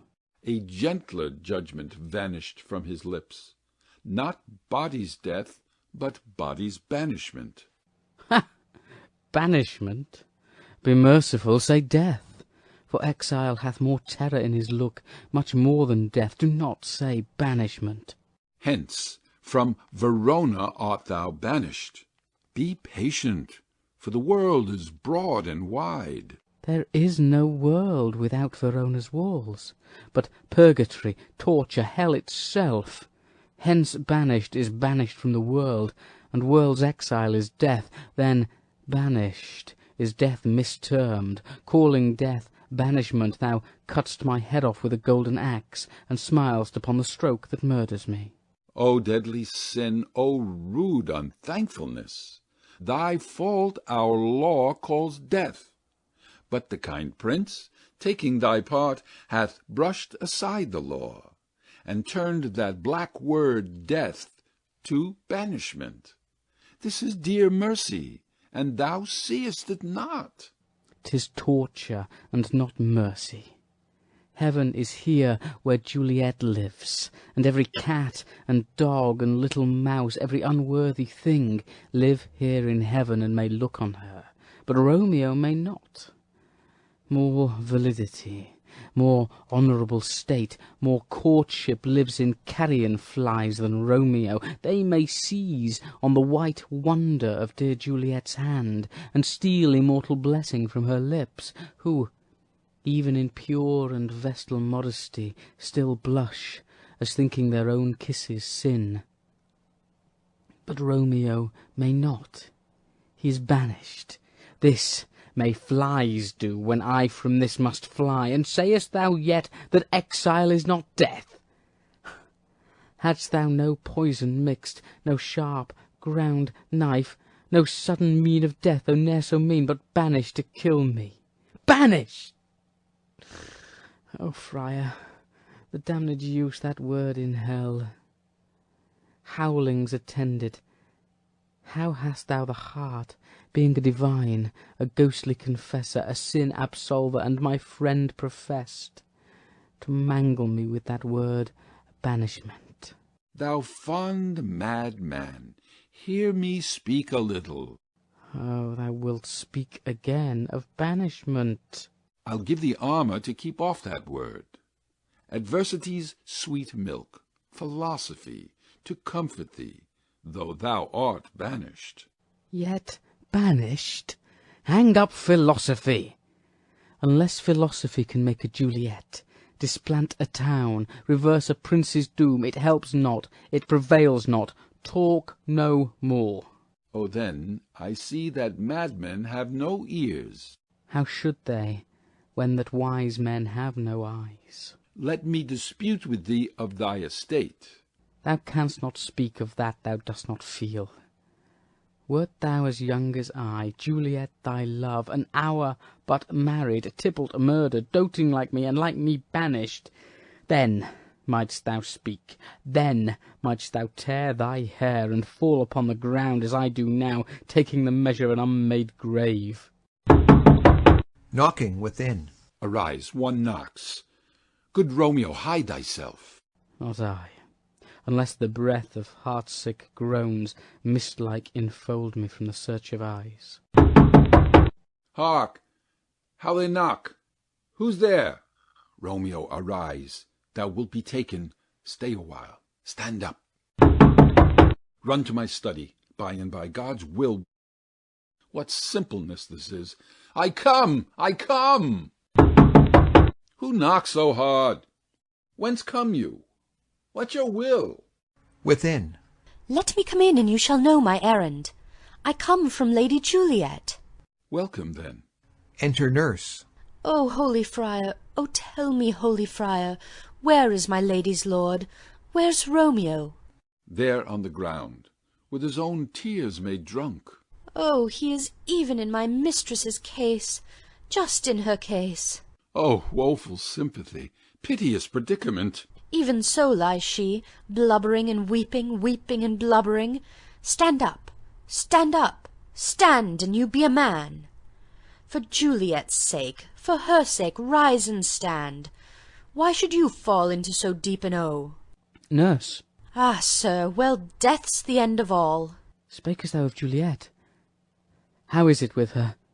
Does not she think me an old murderer, now I have stained the childhood of our joy with blood removed but little from her own? Where is she, and how doth she, and what says my concealed lady to our cancelled love? Oh, she says nothing, sir, but weeps and weeps, and now falls on her bed, and then starts up, and Tybalt calls, and then on Romeo cries, and then down falls again. As if that name, shot from the deadly level of a gun, did murder her, as that name's cursed hand murdered her kinsman. Oh, tell me, Friar, tell me, in what vile part of this anatomy doth my name lodge? Tell me, that I may sack the hateful mansion. Drawing his sword. Hold thy desperate hand. Art thou a man? Thy form cries out thou art. Thy tears are womanish. Thy acts denote the unreasonable fury of a beast. Unseemingly woman in a seeming man, or ill-beseeming beast in seeming both. Thou hast amazed me. By my holy order, I thought thy disposition better tempered. Hast thou slain Tybalt? Wilt thou slay thyself, and slay thy lady too, that lives in thee, by doing damned hate upon thyself? Why railest thou on thy birth, the heaven, the earth? Since birth and heaven and earth, all three do meet in thee at once, which thou at once wouldst love. Fie! Fie! Thou shamest thy shape, thy love, thy wit, which, like a usurer, aboundest in all, and usest none in that true use indeed which should bedeck thy shape, thy love, thy wit. Thy noble shape is but a form of wax, digressing from the valour of a man. Thy dear love sworn, but hollow perjury, killing that love which thou hast vowed to cherish.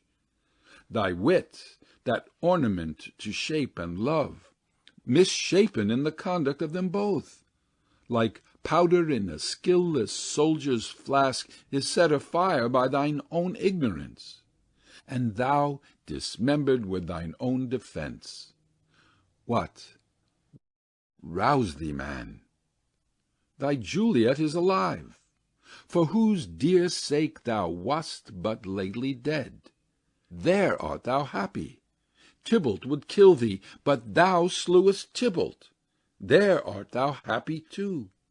The law that threatened death becomes thy friend, and turns it to exile. There art thou happy. A pack of blessings lights upon thy back. Happiness courts thee in her best array. But, like a misbehaven and sullen wench, thou poutest upon the future and thy love. Take heed, for such die miserable. Go, get thee to thy love as was decreed. Ascend her chamber hence, and comfort her. But look, thou stay not till the watch be set, for then thou canst not pass to Mantua, where you shalt live till we can find a time to blaze your marriage, reconcile your friends, beg pardon of the prince, and call thee back with 200,000 times more joy than thou wentst forth in lamentation. Go before, nurse, commend me to thy lady, and bid her hasten all the house to bed, which heavy sorrow makes them apt unto. Romeo is coming. O Lord, I could have stayed here all the night to hear good counsel. Oh, what learning is! My lord, I'll tell my lady you will come. Do so, and bid my sweet prepare to chide. Here, sir, a ring she bid me give you, sir. Hie you, make haste, for it grows very late. Exit. How well my comfort is revived by this! Go hence, good knight, and here stands all your state. Either be gone before the watch is set, or by the break of day, disguised from hence, sojourn in Mantua. I'll find out your man, and he shall signify from time to time every good hap to you that chances here. Give me your hand. 'Tis late. Farewell. Good night. But that a joy past joy calls out on me, it were a grief so brief to part with thee. Farewell. Exeunt. Scene 4. A room in Capulet's house. Enter Capulet, Lady Capulet, and Paris. Things have fallen out, sir, so unluckily that we have had no time to move our daughter. Look you, she loved her kinsman Tybalt dearly, and so did I. Well, we were born to die. 'Tis very late. She'll not come down to-night. I promise you, but for your company, I would have been in bed an hour ago. These times of woe afford no tune to woo. Madam, good night. Commend me to your daughter. I will, and know her mind early to-morrow. To-night she's mewed up to her heaviness. Sir Paris, I will make a desperate tender of my child's love. I think she will be ruled in all respects by me. Nay, more, I doubt it not. Wife, go you to her ere you go to bed. Acquaint her here of my son Paris's love, and bid her, mark you me, on Wednesday next. But soft, what day is this? Monday, my lord. Monday. Ah, well, Wednesday is too soon. Thursday let it be. A Thursday, tell her. She shall be married to this noble earl. Will you be ready? Do you like this haste? We'll keep no great ado, a friend or two.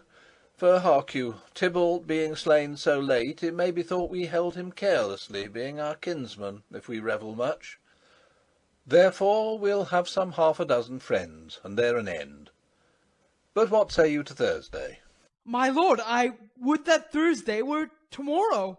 Well, get you gone. A Thursday be it then.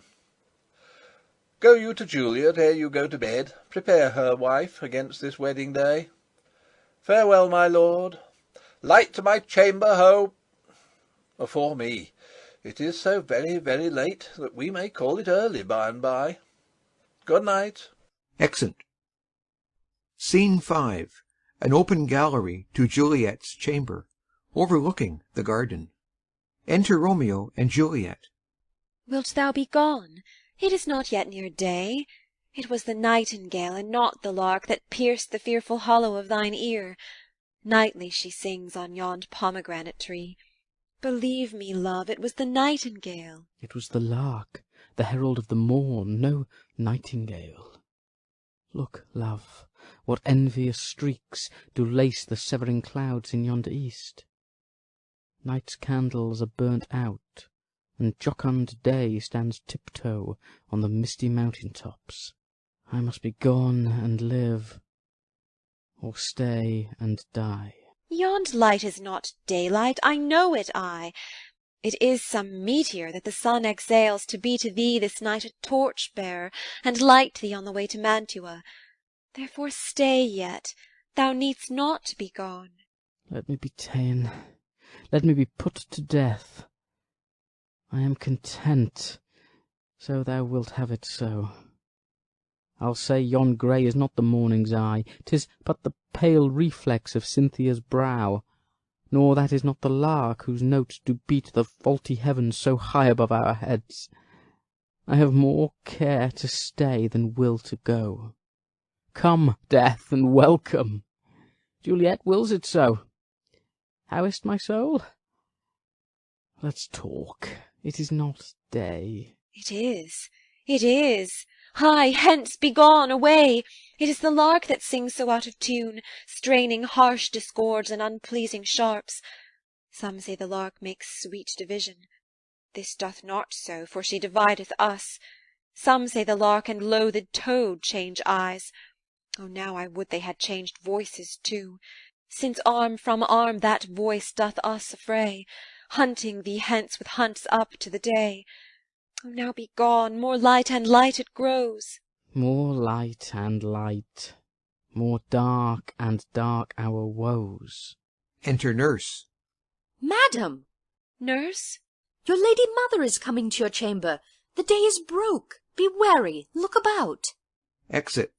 Then, window, let day in, and let life out. Farewell, farewell. One kiss, and I'll descend. Descends. Art thou gone so? My lord, my love, my friend, I must hear from thee every day the hour, for in a minute there are many days. Oh, by this count I shall be much in years ere I again behold my Romeo. Farewell. I will omit no opportunity that may convey my greetings, love, to thee. Oh, think'st thou we shall ever meet again? I doubt it not, and all these woes shall serve for sweet discourses in our time to come. Oh, God, I have an ill-divining soul. Methinks I see thee now thou art below, as one dead in the bottom of a tomb. Either my eyesight fails, or thou look'st pale. And trust me, love, in my eyes so do you. Dry sorrow drinks our blood. Adieu. Adieu. Exit below. Oh, Fortune, Fortune, all men call thee fickle. If thou art fickle, what dost thou with him that is renowned for faith? Be fickle, Fortune, for then I hope thou wilt not keep him long, but send him back. Within. Who, daughter, are you up? Who is't that calls? Is it my lady mother? Is she not down so late, or up so early? What unaccustomed cause procures her hither? Enter Lady Capulet. Why, how now, Juliet? Madam, I am not well. Evermore weeping for your cousin's death? What, wilt thou wash him from his grave with tears? And if thou couldst not make him live. Therefore have done. Some grief shows much of love, but much of grief shows still some want of wit. Yet let me weep for such a feeling loss. So shall you feel the loss, but not the friend which you weep for. Feeling so the loss, I cannot choose but ever weep the friend. Well, girl, thou weep'st not so much for his death, as that the villain lives which slaughtered him. What villain, madam? That same villain, Romeo. Villain and he be many miles asunder. God pardon him, I do, with all my heart, and yet no man like he doth grieve my heart. That is because the traitor murderer lives. Ay, madam, from the reach of these my hands, would none but I might venge my cousin's death. We will have vengeance for it, fear thou not. Then weep no more. I'll send to one in Mantua, where that same banished runagate doth live, shall give him such an unaccustomed dram, that he shall soon keep Tybalt company, and then I hope thou wilt be satisfied. Indeed I never shall be satisfied with Romeo till I behold him dead. Is my poor heart so for a kinsman vexed? Madam, if you could find out but a man to bear a poison, I would temper it, that Romeo should, upon receipt thereof, soon sleep in quiet. Oh, how my heart abhors to hear him named, and cannot come to him, to wreak the love I bore my cousin Tybalt upon his body that hath slaughtered him. Find thou the means, and I'll find such a man. But now I'll tell thee joyful tidings, girl. And joy comes well in such a needy time. What are they, I beseech your ladyship? Well, well, thou hast a careful father, child, one who, to put thee from thy heaviness, hath sorted out a sudden day of joy, that thou expectest not, nor I looked out for. Madam, in happy time, what day is that? Marry, my child, early next Thursday morn, the gallant, young, and noble gentleman, the County Paris, at St. Peter's Church, shall happily make thee there a joyful bride. Now by St. Peter's Church, and Peter too, he shall not make me there a joyful bride. I wonder at this haste, that I must wed ere he that should be husband comes to woo. I pray you tell my lord and father, madam, I will not marry yet, and when I do, I swear it shall be Romeo, whom you know I hate, rather than Paris. These are news indeed. Here comes your father. Tell him so yourself, and see how he will take it at your hands. Enter Capulet and nurse. When the sun sets, the air doth drizzle dew, but for the sunset of my brother's son it rains downright. How now, a candid girl, what still in tears? Evermore showering? In one little body thou counterfeit'st a bark, a sea, a wind. For still thy eyes, which I may call the sea, do ebb and flow with tears. The bark thy body is, sailing in this salt flood. The winds thy sighs, who, raging with thy tears, and they with them, without a sudden calm, will overset thy tempest-tossed body. How now, wife, have you delivered to her our decree? Ay, sir, but she will none, she gives you thanks. I would the fool were married to her grave.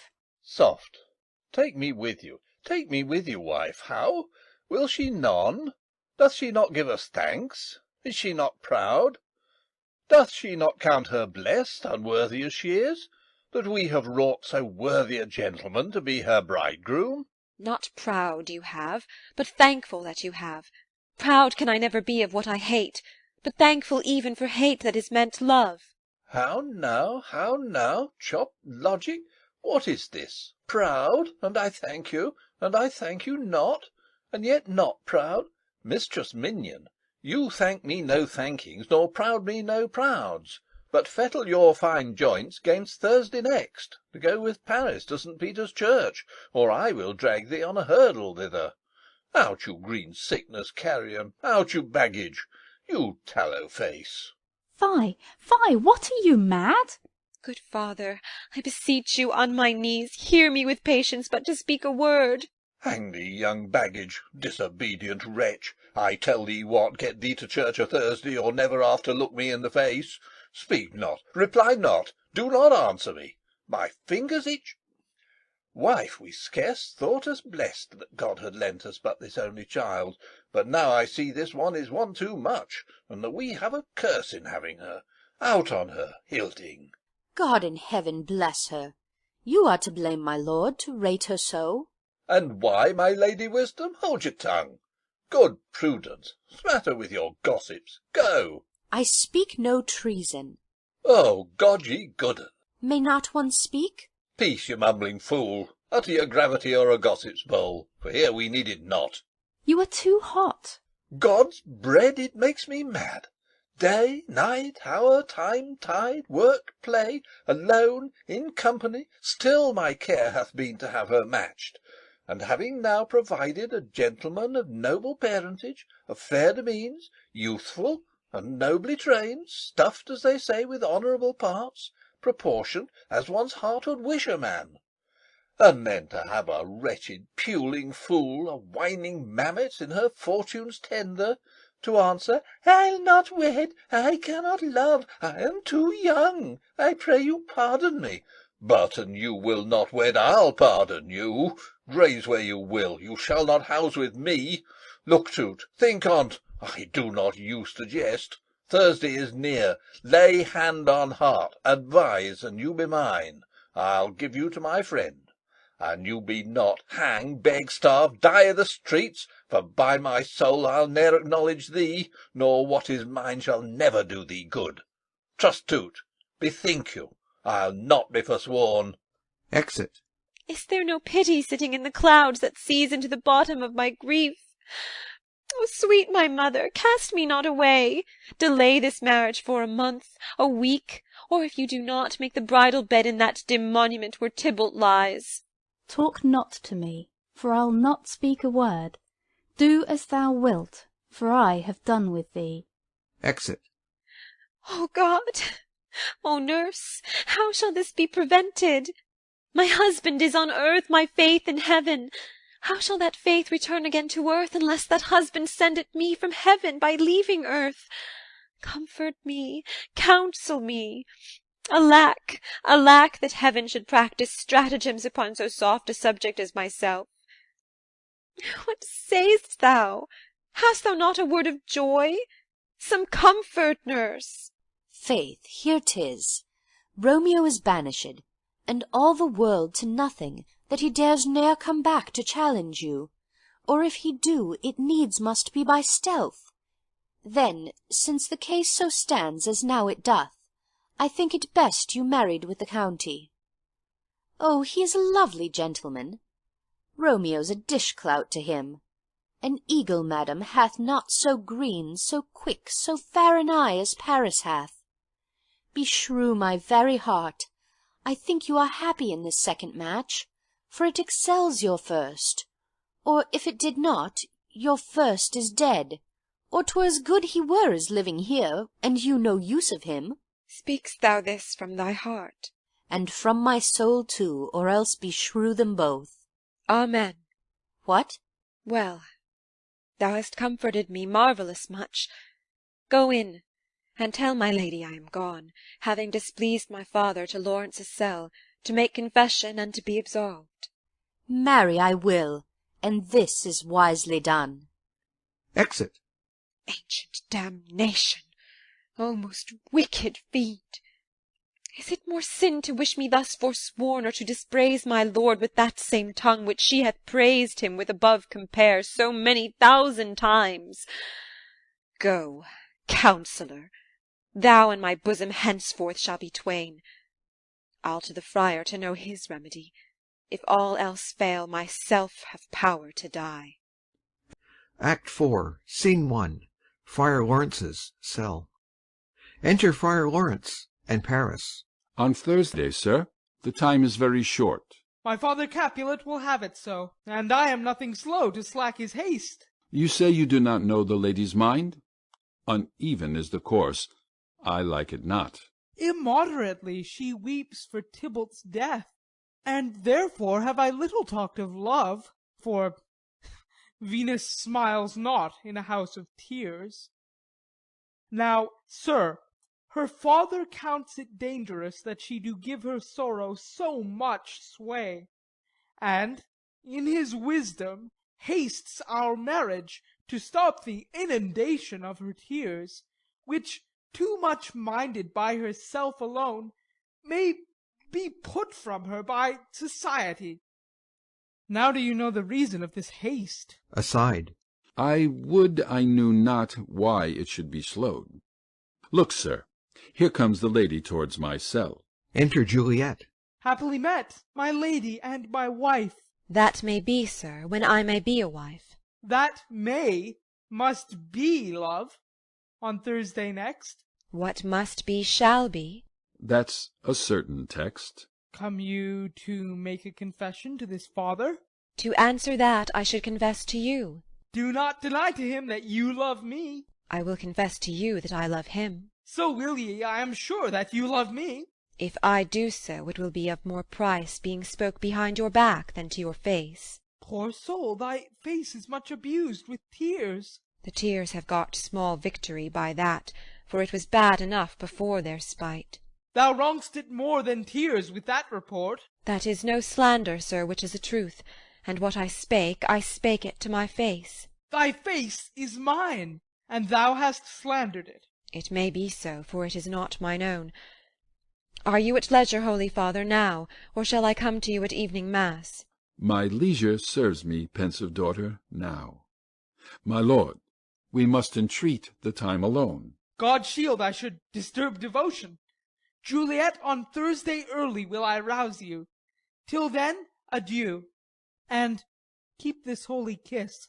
Exit. Oh, shut the door, and when thou hast done so, come weep with me, past hope, past cure, past help. Ah, Juliet, I already know thy grief. It strains me past the compass of my wits. I hear thou must, and nothing may prorogue it. On Thursday next be married to this county. Tell me not, Friar, that thou hear'st of this, unless thou tell me how I may prevent it. If in thy wisdom thou canst give no help, do thou but call my resolution wise, and with this knife I'll help it presently.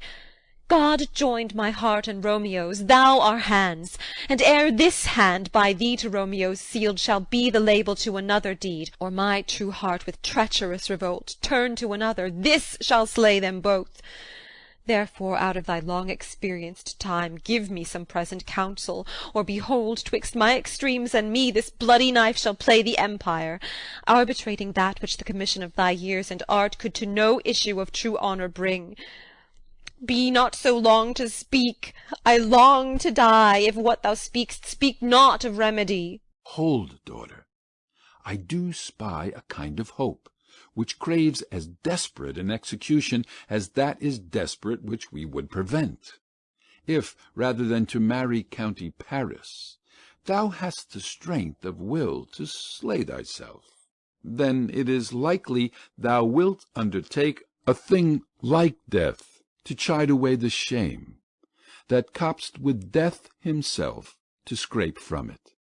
And if thou darest, I'll give thee remedy. Oh, bid me leap rather than marry Paris from off the battlements of yonder tower, or walk in thievish ways, or bid me lurk where serpents are, chain me with roaring bears, or shut me nightly in a charnel house, or covered quite with dead men's rattling bones, with reeky shanks and yellow chapless skulls, or bid me go into a new-made grave, and hide me with a dead man in his shroud, things that, to hear them told, have made me tremble.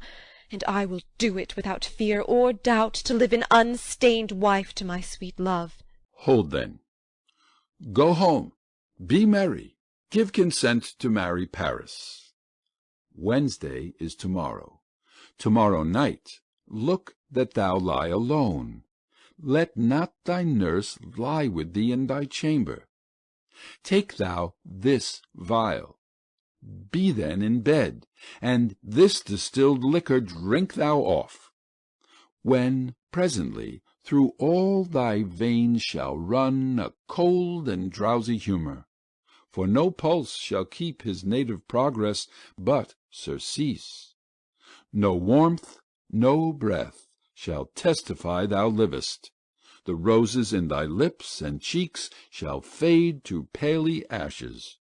Thy eyes' windows fall like death when he shuts up the day of life. Each part, deprived of subtle government, shall, stiff and stark and cold, appear like death. And in this borrowed likeness of shrunk death thou shalt continue 42 hours, and then awake as from a pleasant sleep. Now, when the bridegroom in the morning comes to rise thee from thy bed, there art thou dead. Then, as the manner of our country is, in thy best robes, uncovered on the bier, thou shalt be borne to the same ancient vault where all the kindreds of the Capulets lie. In the meantime, against thou should awake, shall Romeo by my letters know our drift, and hither shall he come, and he and I will watch thy waking, and that very night shall Romeo bear thee hence to Mantua. And this shall free thee from this present shame, if no inconstant toy nor womanish fear abate thy valour in the acting it. Give me, oh, tell me not of fear. Hold, get you gone. Be strong and prosperous in this resolve. I'll send a friar with speed to Mantua, with my letters to thy lord. Love, give me strength, and strength shall help afford. Farewell, dear father. Exit. Scene 2. Hall in Capulet's house. Enter Capulet, Lady Capulet, nurse, and servants. So many guests invite as here are writ. Exit first servant. Sirrah, go hire me 20 cunning cooks. You shall have none ill, sir, for I'll try if they can lick their fingers. How canst thou try them so? Marry, sir, 'tis an ill cook that cannot lick his own fingers. Therefore he that cannot lick his fingers goes not with me. Go, be gone. Exit second servant. We shall be much unfurnished for this time. What, is my daughter gone to Friar Lawrence? Ay, forsooth. Well, we may chance to do some good on her. A peevish, self-willed harlotry it is. See where she comes from shrift with merry look. Enter Juliet. How now, my headstrong? Where have you been gadding? Where I have learned me to repent the sin of disobedient opposition to you and your behests, and am enjoined by holy Lawrence to fall prostrate here, to beg your pardon. Pardon, I beseech you. Henceforward I am ever ruled by you.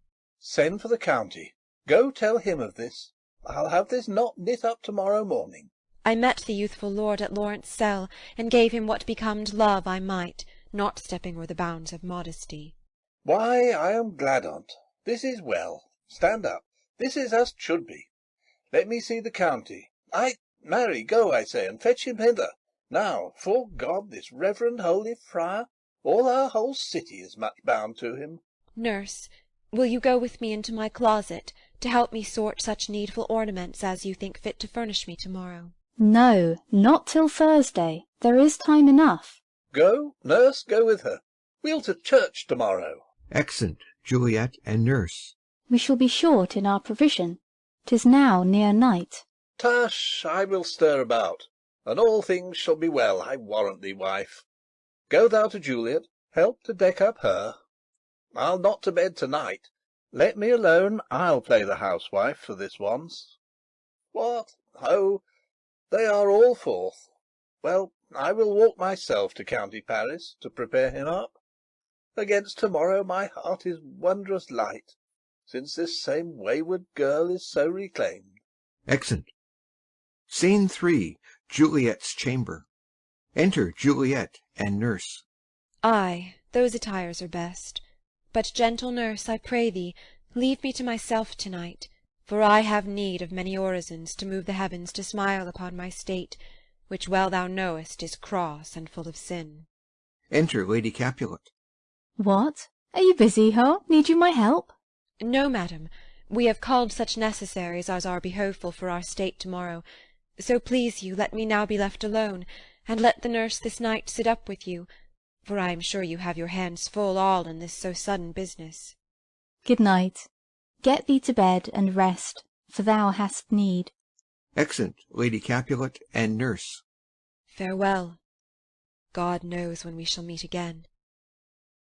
I have a faint cold fear thrills through my veins that almost freezes up the heat of life.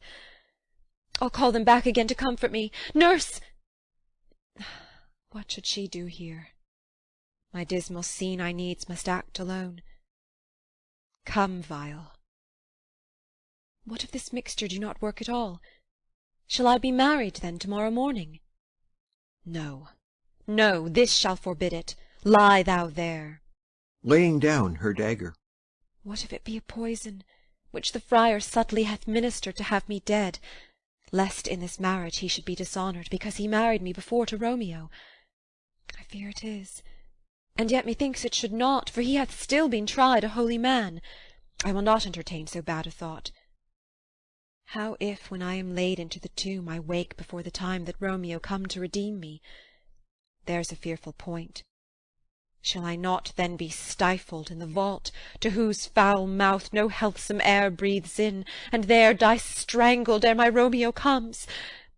Or if I live, is it not very like the horrible conceit of death and night, together with the terror of the place, as in a vault, an ancient receptacle, where for this many 100 years the bones of all my buried ancestors are packed, where bloody Tybalt, yet but green in earth, lies festering in his shroud, where, as they say, at some hours in the night spirits resort?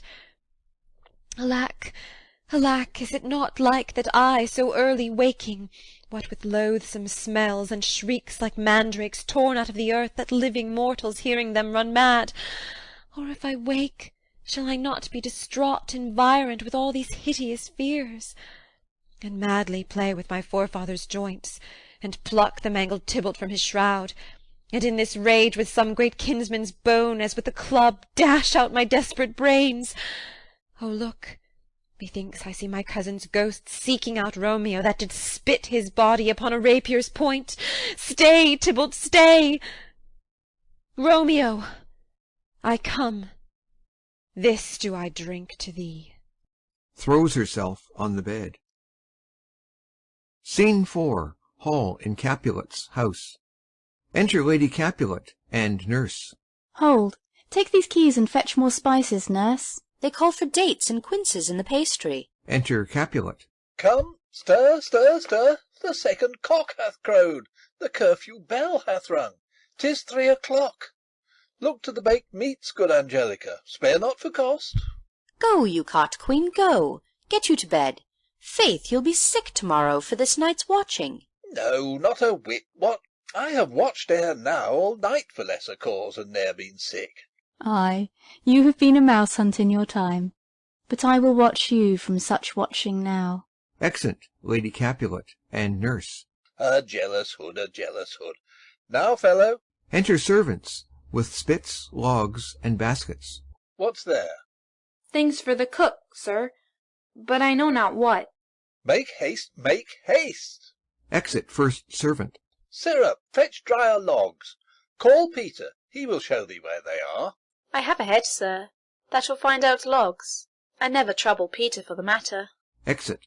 Mass and well said, a merry whoreson. Ha! Thou shalt be loggerhead.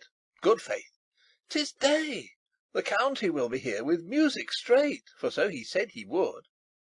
I hear him near. Music within. Nurse! Wife! What ho! What nurse, I say! Re-enter Nurse. Go waken Juliet. Go and trim her up. I'll go and chat with Paris. Hi! Make haste! Make haste! The bridegroom, he is come already. Make haste, I say. Exeunt. Scene 5. Juliet's chamber. Juliet on the bed. Enter Nurse. Mistress? What, mistress? Juliet? Fast, I warrant her, she... Why, lamb! Why, lady! Fie, you slug-a-bed! Why, love, I say, madam, sweetheart! Why, bride! What, not a word? You take your pennyworths now, sleep for a week, for the next night, I warrant, the county Paris hath set up his rest, that you shall rest but little, God forgive me.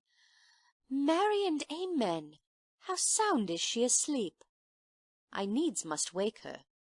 Madam, madam, madam! Ay, let the county take you in your bed. He'll fright you up, i'faith, will it not be? What, dressed? And in your clothes? And down again? I must needs wake you. Lady, lady, lady! Alas! Alas! Help! Help! My lady's dead! Oh, well a day that ever I was born! Some aqua vitae! Ho, my lord, my lady! Enter Lady Capulet. What noise is here? Oh, lamentable day! What is the matter? Look! Look! Oh, heavy day! Oh me! Oh me, my child, my only life! Revive! Look up, or I will die with thee! Help! Help! Call help! Enter Capulet. For shame! Bring Juliet forth. Her lord is come. She's dead, deceased. She's dead. Alack the day! Alack the day! She's dead! She's dead! She's dead! Ha! Let me see her. Out, alas! She's cold. Her blood is settled, and her joints are stiff. Life and these lips have long been separated. Death lies on her like an untimely frost upon the sweetest flower of all the field. Accursed time! Unfortunate old man! Oh, lamentable day! Oh, woeful time! Death, that hath ta'en her hence to make me wail, ties up my tongue, and will not let me speak. Enter Friar Lawrence and Paris, with musicians. Come, is the bride ready to go to church? Ready to go, but never to return. O son, the night before thy wedding day hath death lain with thy bride. There she lies, flower as she was, deflowered by him.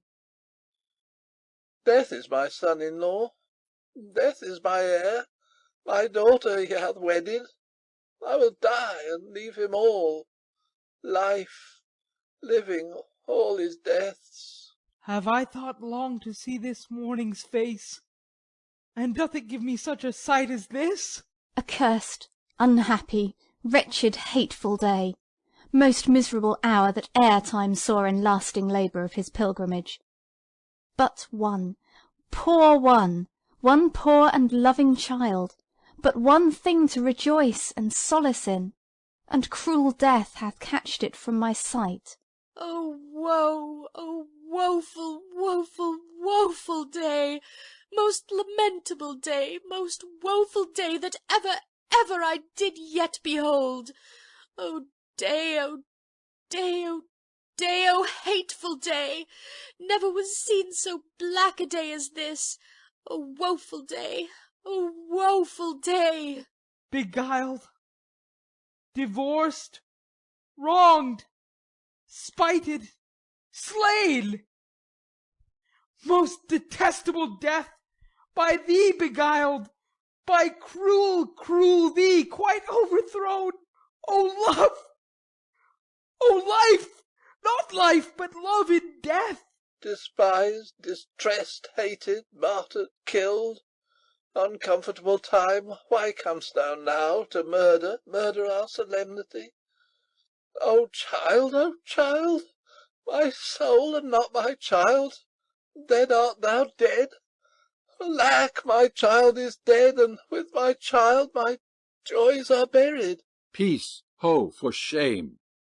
Confusion's cure lives not in these confusions. Heaven and yourself had part in this fair maid. Now heaven hath all, and all the better it is for the maid. Your part in her you could not keep from death, but heaven keeps his part in eternal life. And most you sought was her promotion, for 'twas your heaven she should be advanced. And weep ye now, seeing she is advanced above the clouds, as high as heaven itself?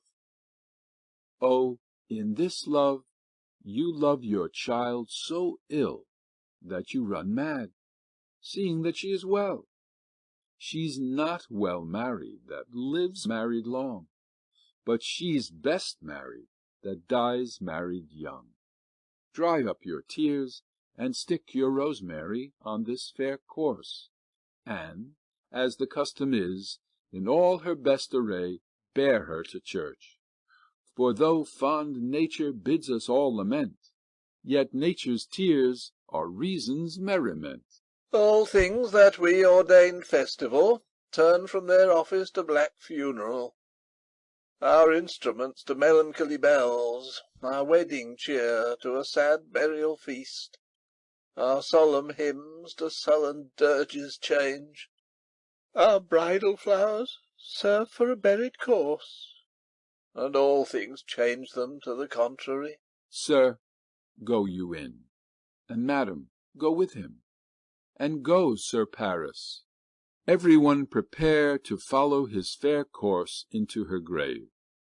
The heavens do lower upon you for some ill. Move them no more by crossing their high will. Exeunt Capulet, Lady Capulet, Paris, and Friar. Faith, we may put up our pipes and be gone. Honest good fellows, put up, for well you know this is a pitiful case. Exit. Ay, by my troth, the case may be amended. Enter Peter. Musicians, O musicians! Heart's ease, heart's ease! Oh, and you will have me live, play heart's ease. Why heart's ease? O musicians, because my heart itself plays, my heart is full of woe. Oh, play me some merry dump to comfort me. Not a dump, 'tis no time to play now. You will not, then? No. I will then give it you soundly. What will you give us? No money on my face, but the gleek. I will give you the minstrel. Then will I give you the serving creature. Then will I lay the serving creature's dagger on your pate.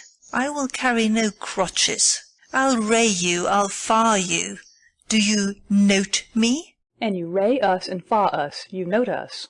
Pray you, put up your dagger, and put out your wit. Then have at you with my wit. I will dry beat you with an iron wit, and put up my iron dagger. Answer me like men. When griping grief the heart doth wound, and doleful dumps the mind oppress, then music with her silver sound. Why silver sound? Why, music with her silver sound. What say you, Simon Catling? Marry, sir, because silver hath a sweet sound. Pretty. What say you, Hugh Rebeck?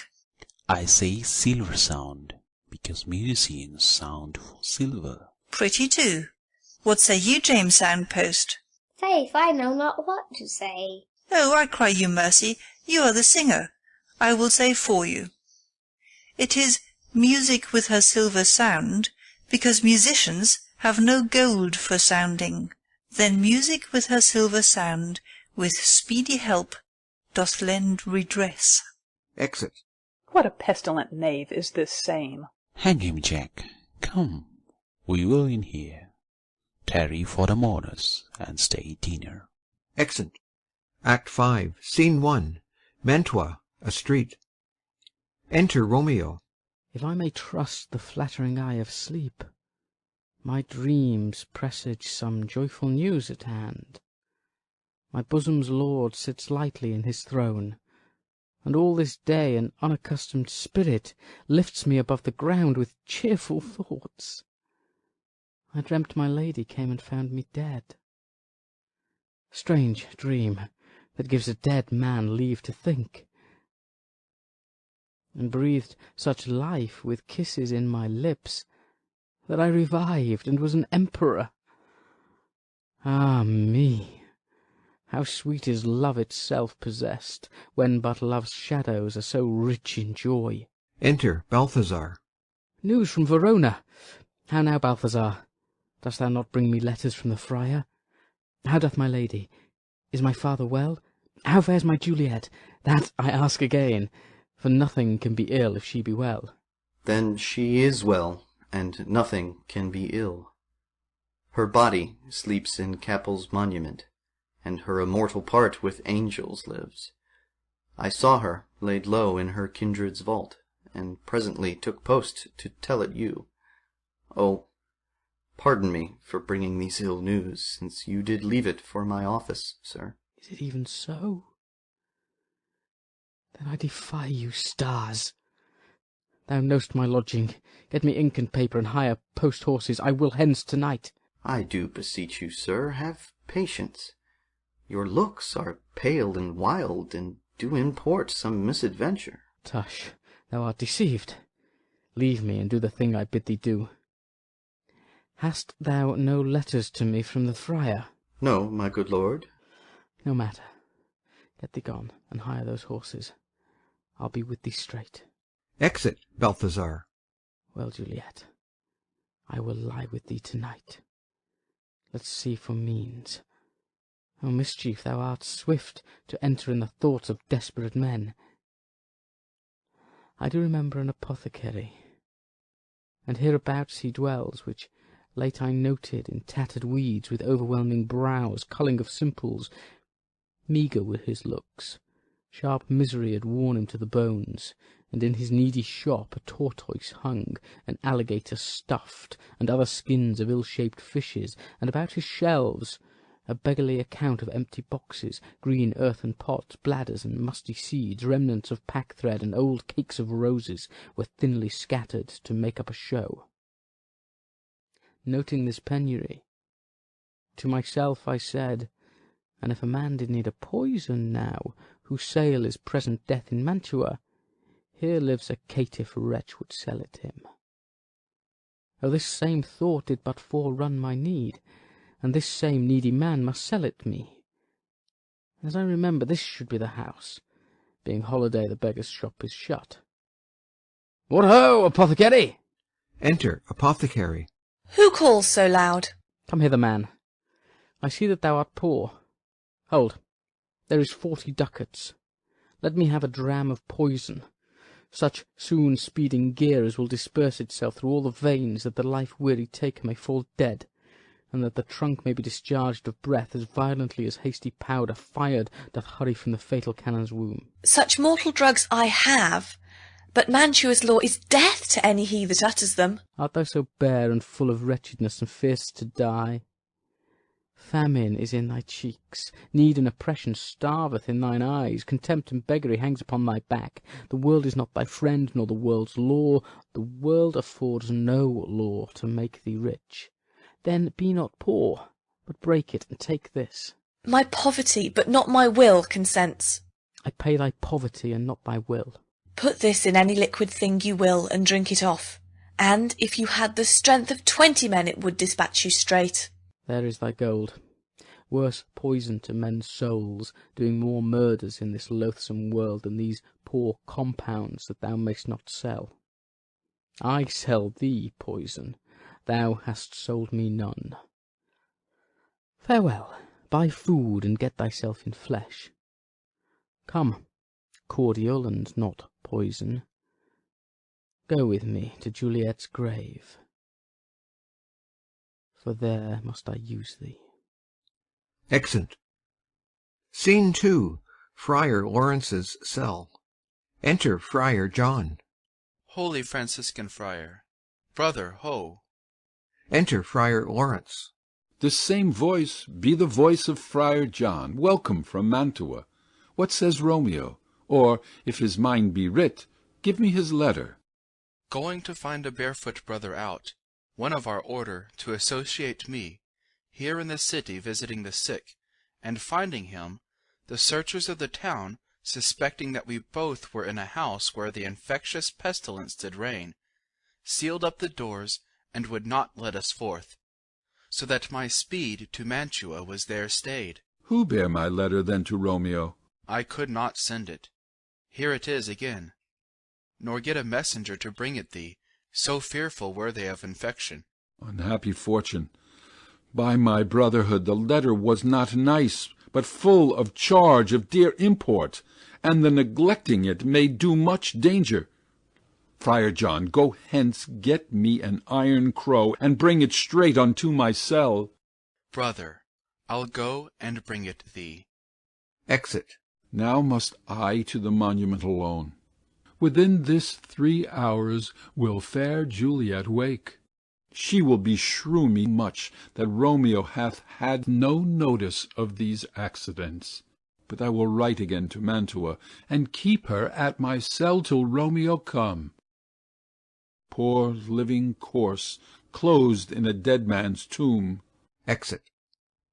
Scene 3. A churchyard. In it a monument belonging to the Capulets.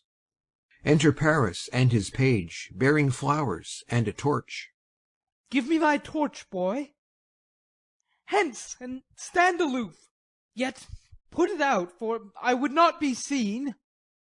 Under yond yew tree lay thee all along, holding thine ear close to the hollow ground. So shall no foot upon the churchyard tread, being loose, unfirm with digging up of graves. But thou shalt hear it. Whistle then to me, as signal that thou hear'st something approach. Give me those flowers. Do as I bid thee, go! Aside. I am almost afraid to stand alone here in the churchyard, yet I will adventure. Retires. Sweet flower, with flowers thy bridal bed I strew. O woe!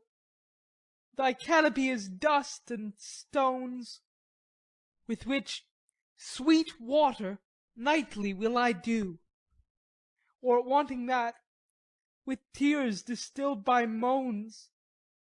The obsequies that I for thee will keep, nightly shall be to strew thy grave and weep. The page whistles.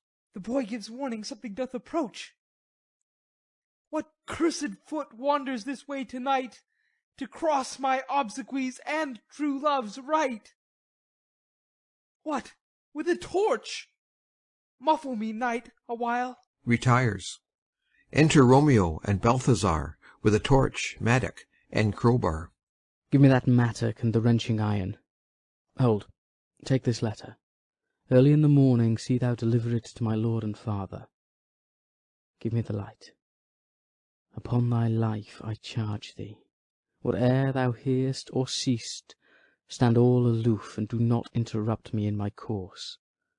Why I descend into this bed of death is partly to behold my lady's face, but chiefly to take thence from her dead finger a precious ring, a ring that I must use in dear employment.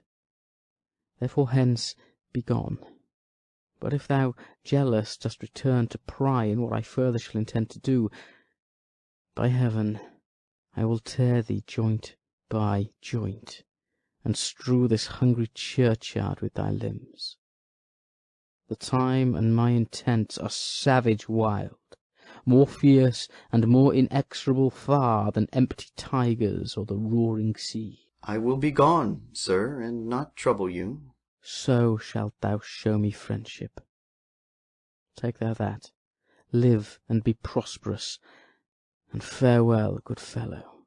For all this the same, I'll hide me hereabout. His looks I fear, and his intents I doubt. Retires. Thou detestable Moor, thou womb of death, gorged with the dearest morsel of the earth, thus I enforce thy rotten jaws to open. Breaking open the door of the monument. And in despite I'll cram thee with more food. That is that banished haughty Montague that murdered my love's cousin, with which grief, it is supposed, the fair creature died. And here is come to do some villainous shame to the dead bodies. I will apprehend him. Advances. Stop thy unhallowed toil, vile Montague. Can vengeance be pursued further than death? Condemned villain, I do apprehend thee. Obey and go with me, for thou must die. I must indeed, and therefore came I hither. Good, gentle youth, tempt not a desperate man. Fly hence and leave me. Think upon these gone. Let them affright thee. I beseech thee, youth, put not another sin upon my head by urging me to fury. Oh, be gone! By heaven, I love thee better than myself, for I come hither armed against myself. Stay not, be gone, live, and hereafter say, a madman's mercy bid thee run away. I do defy thy conjurations, and apprehend thee for a felon here. Wilt thou provoke me? Then have at thee, boy. They fight. O Lord, they fight. I will go call the watch. Exit. Oh, I am slain. Falls. If thou be merciful, open the tomb. Lay me with Juliet. Dies. In faith I will. Let me peruse this face. Oh, Mercutio's kinsman, noble county Paris. What said my man when my betossed soul did not attend him as we rode? I think he told me Paris should have married Juliet. Said he not so? Or did I dream it so? Or am I mad, hearing him talk of Juliet, to think it was so? Oh, give me thy hand, one writ with me in sour misfortune's book. I'll bury thee in a triumphant grave. A grave? Oh no, a lanthorn, slaughtered youth. For here lies Juliet, and her beauty makes this vault a feasting presence full of light. Death, lie thou there by a dead man interred. Laying Paris in the monument. How oft, when men are at the point of death, have they been merry, which their keepers call a lightning before death. Oh, how may I call this a lightning? Oh, my love, my wife, death that hath sucked the honey of thy breath, hath had no power yet upon thy beauty. Thou art not conquered. Beauty's ensign yet is crimson in thy lips and in thy cheeks, and death's pale flag is not advanced there. Tybalt, liest thou there in thy bloody sheet? Oh, what more favour can I do to thee than with that hand that cut thy youth in twain, to sunder his that was thine enemy. Forgive me, cousin. Ah, dear Juliet, why art thou yet so fair? Shall I believe that unsubstantial death is amorous, and that the lean abhorred monster keeps thee here in dark to be his paramour? For fear of that, I still will stay with thee, and never from this palace of dim night depart again. Here will I remain with worms that are thy chambermaids. Oh, here will I set up my everlasting rest, and shake the yoke of inauspicious stars from this world-wearied flesh. Eyes, look your last. Arms, take your last embrace, and lips, O you the doors of breath, seal with a righteous kiss a dateless bargain to engrossing death. Come, bitter conduct, come, unsavoury guide, thou desperate pilot, now at once run on the dashing rocks thy sea-sick weary bark. Here's to my love. Drinks. Oh, true apothecary, thy drugs are quick. Thus, with a kiss, I die. Dies. Enter at the other end of the churchyard Friar Lawrence with a lantern, crow, and spade. St. Francis be my speed! How oft to-night have my old feet stumbled at graves! Who there? Who is it that consorts so late the dead? Here's one, a friend, and one that knows you well. Bliss be upon you. Tell me, good friend, what torch is yon that vainly lends its light to grubs and eyeless skulls? As I discern, it burneth in the capel's monument. It doth so, holy sir, and there's my master, one that you love. Who is it? Romeo. How long hath he been there? Full half an hour. Go with me to the vault. I dare not, sir. My master knows not but I am gone hence, and fearfully did menace me with death, if I did stay to look on his intents. Stay then. I'll go alone. Fear comes upon me. Oh, much I fear some ill unlucky thing. As I did sleep under this yew tree here, I dreamt my master and another fought, and that my master slew him. Romeo! Advances. Alack, alack! What blood is this which stains the stony entrance of this sepulchre? What mean these masterless and gory swords to lie discoloured by this palace of peace? Enters the monument. Romeo, oh pale! Who else? What? Paris too? And steeped in blood? Ah, what an unkind hour is guilty of this lamentable chance! The lady stirs. Juliet wakes and stirs. O comfortable friar, where is my lord? I do remember well where I should be, and there I am. Where is my Romeo? Noise within. I hear some noise. Lady, come from that nest of death, contagion, and unnatural sleep.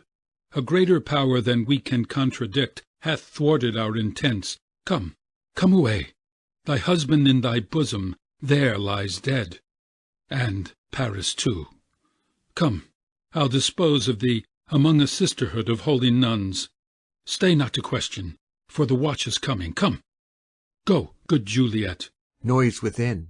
I dare no longer stay. Go, get thee hence, for I will not away. Exit Friar Lawrence. What's here? A cup closed in my true love's hand. Poison, I see, hath been his timeless end. O churl, drunk all, and left no friendly drop to help me after. I will kiss thy lips. Haply some poison yet doth hang on them to make me die with a restorative. Kisses him. Thy lips are warm. Within. Lead, boy. Which way? Yea, noise. Then I'll be brief. O happy dagger! Snatching Romeo's dagger. This is thy sheath. Stabs herself. There rest, and let me die. Falls on Romeo's body and dies. Enter Watch with the page of Paris. This is the place, there where the torch doth burn. The ground is bloody. Search about the churchyard. Go, some of you, where you find a tatch. Exit some of the watch. Oh, pitiful sight! Here lies the county slain, and Juliet bleeding, warm and newly dead, who here hath lain these 2 days buried. Go, tell the prince, run to the Capulets, raise up the Montagues, some others search. Exit others of the watch. We see the ground whereon these woes do lie, but the true ground of all these piteous woes we cannot without circumstance descry. Re-enter some of the watch with Balthasar. Here's Romeo's man. We found him in the churchyard. Hold him in safety till the prince come hither. Re-enter others of the watch with Friar Lawrence. Here is a friar that trembles, sighs, and weeps. We took this mattock and this spade from him, as he was coming from this churchyard side. A great suspicion. Stay the friar too. Enter prince and attendants. What misadventure is so early up, that calls our person from our morning's rest? Enter Capulet, Lady Capulet, and others. What should it be that they so shriek abroad? The people in the street cry Romeo, some Juliet, and some Paris, and all run with open outcry toward our monument. What fear is this which startles in our ears? Sovereign, here lies the county Paris slain, and Romeo dead, and Juliet dead before, warm and new killed. Search, seek, and know how this foul murder comes. Here is a friar, and slaughtered Romeo's man, with instruments upon them fit to open these dead men's tombs. Oh, heaven! Oh, wife! Look how our daughter bleeds. This dagger hath misstained her. Lo, his house is empty on the back of Montague, and it missheathed in my daughter's bosom. Oh me, this sight of death is as a bell that warns my old age to a sepulchre. Enter Montague and others.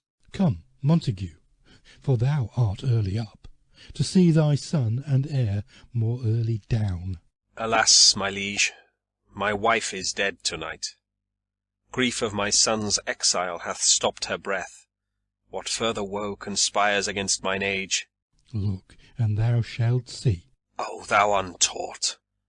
What manners is in this, to press before thy father to a grave? Seal up the mouth of outrage for a while, till we can clear these ambiguities, and know their spring, their head, their true descent. And then will I be general of your woes, and lead you even to death. Meantime, forbear, and let mischance be slave to patience. Bring forth the parties of suspicion. I am the greatest, able to do least, yet most suspected, as the time and place doth make against me, of this direful murder. And here I stand, both to impeach and purge myself condemned, and myself excused. Then say at once what thou dost know in this. I will be brief, for my short date of breath is not so long as is a tedious tale. Romeo, there dead, was husband to that Juliet, and she there dead, that Romeo's faithful wife. I married them, and their stolen marriage day was Tybalt's doomsday, whose ultimate death banished the new-made bridegroom from this city, for whom, and not for Tybalt, Juliet pined. You, to remove that siege of grief from her, betrothed, and would have married her perforce to county Paris. Then she comes to me, and with wild looks bid me devise some means to rid her of this second marriage, or in my cell there would she kill herself. Then gave her I, so tutored by my art, a sleeping potion, which so took effect as I intended, for it wrought on her the form of death. Meantime I writ to Romeo that he should hither come as this dire night, to help to take her from her borrowed grave, being the time the potion's force should cease. But he who bore my letter, Friar John, was stayed by accident, and yesternight returned my letter back. Then all alone, at the prefixed hour of her waking, came I to take her from her kindred's vault, meaning to keep her closely at my cell, till I conveniently could send to Romeo.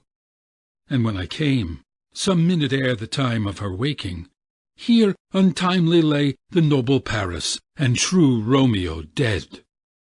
She awakes, and I entreat her, come forth, and bear this work of heaven with patience. And then a noise did scare me from the tomb, and she too, desperate, would not go with me, but as it seems, did violence on herself. All this I know, and to the marriage her nurse is privy. And if aught in this miscarried by my fault, let my own life be sacrificed, some hour before his time, unto the rigour of severest law. We still have known thee for a holy man. Where's Romeo's man? What can he say in this? I brought my master news of Juliet's death, and then in post he came from Mantua to this same place, to this same monument. This letter he early bid me give his father, and threatened me with death, going in the vault. I departed not, and left him there. Give me the letter. I will look on it. Where is the county's page that raised the watch? Sirrah, what made your master in this place? He came with flowers to strew his lady's grave, and bid me stand aloof, and so I did. Anon comes one with light to ope the tomb, and by my master drew on him. And then I ran away to call the watch. This letter doth make good the friar's words, their course of love, the tidings of her death. And here he writes, that he did buy a poison of a poor apothecary, and therewithal come to this vault to die, and lie with Juliet. Where be these enemies? Capulet, Montague. See what scourge is laid upon your hate, that heaven finds means to kill your joys with love. And I, for winking at your discords too, have lost a brace of kinsmen. All are punished. O brother Montague, give me thy hand. This is my daughter's jointure, for no more can I demand. But I can give thee more, for I will raise her statue in pure gold, that while Verona by that name is known, there shall no figure at such rate be set as that of true and faithful Juliet. As rich shall Romeo's by his ladies lie, poor sacrifices of our enmity. A glooming peace this morning with it brings. The sun for sorrow will not show its head. Go hence, to have more talk of these sad things. Some shall be pardoned and some punished, for never was a story of more woe than this of Juliet and her Romeo. Exeunt. End of Act 5.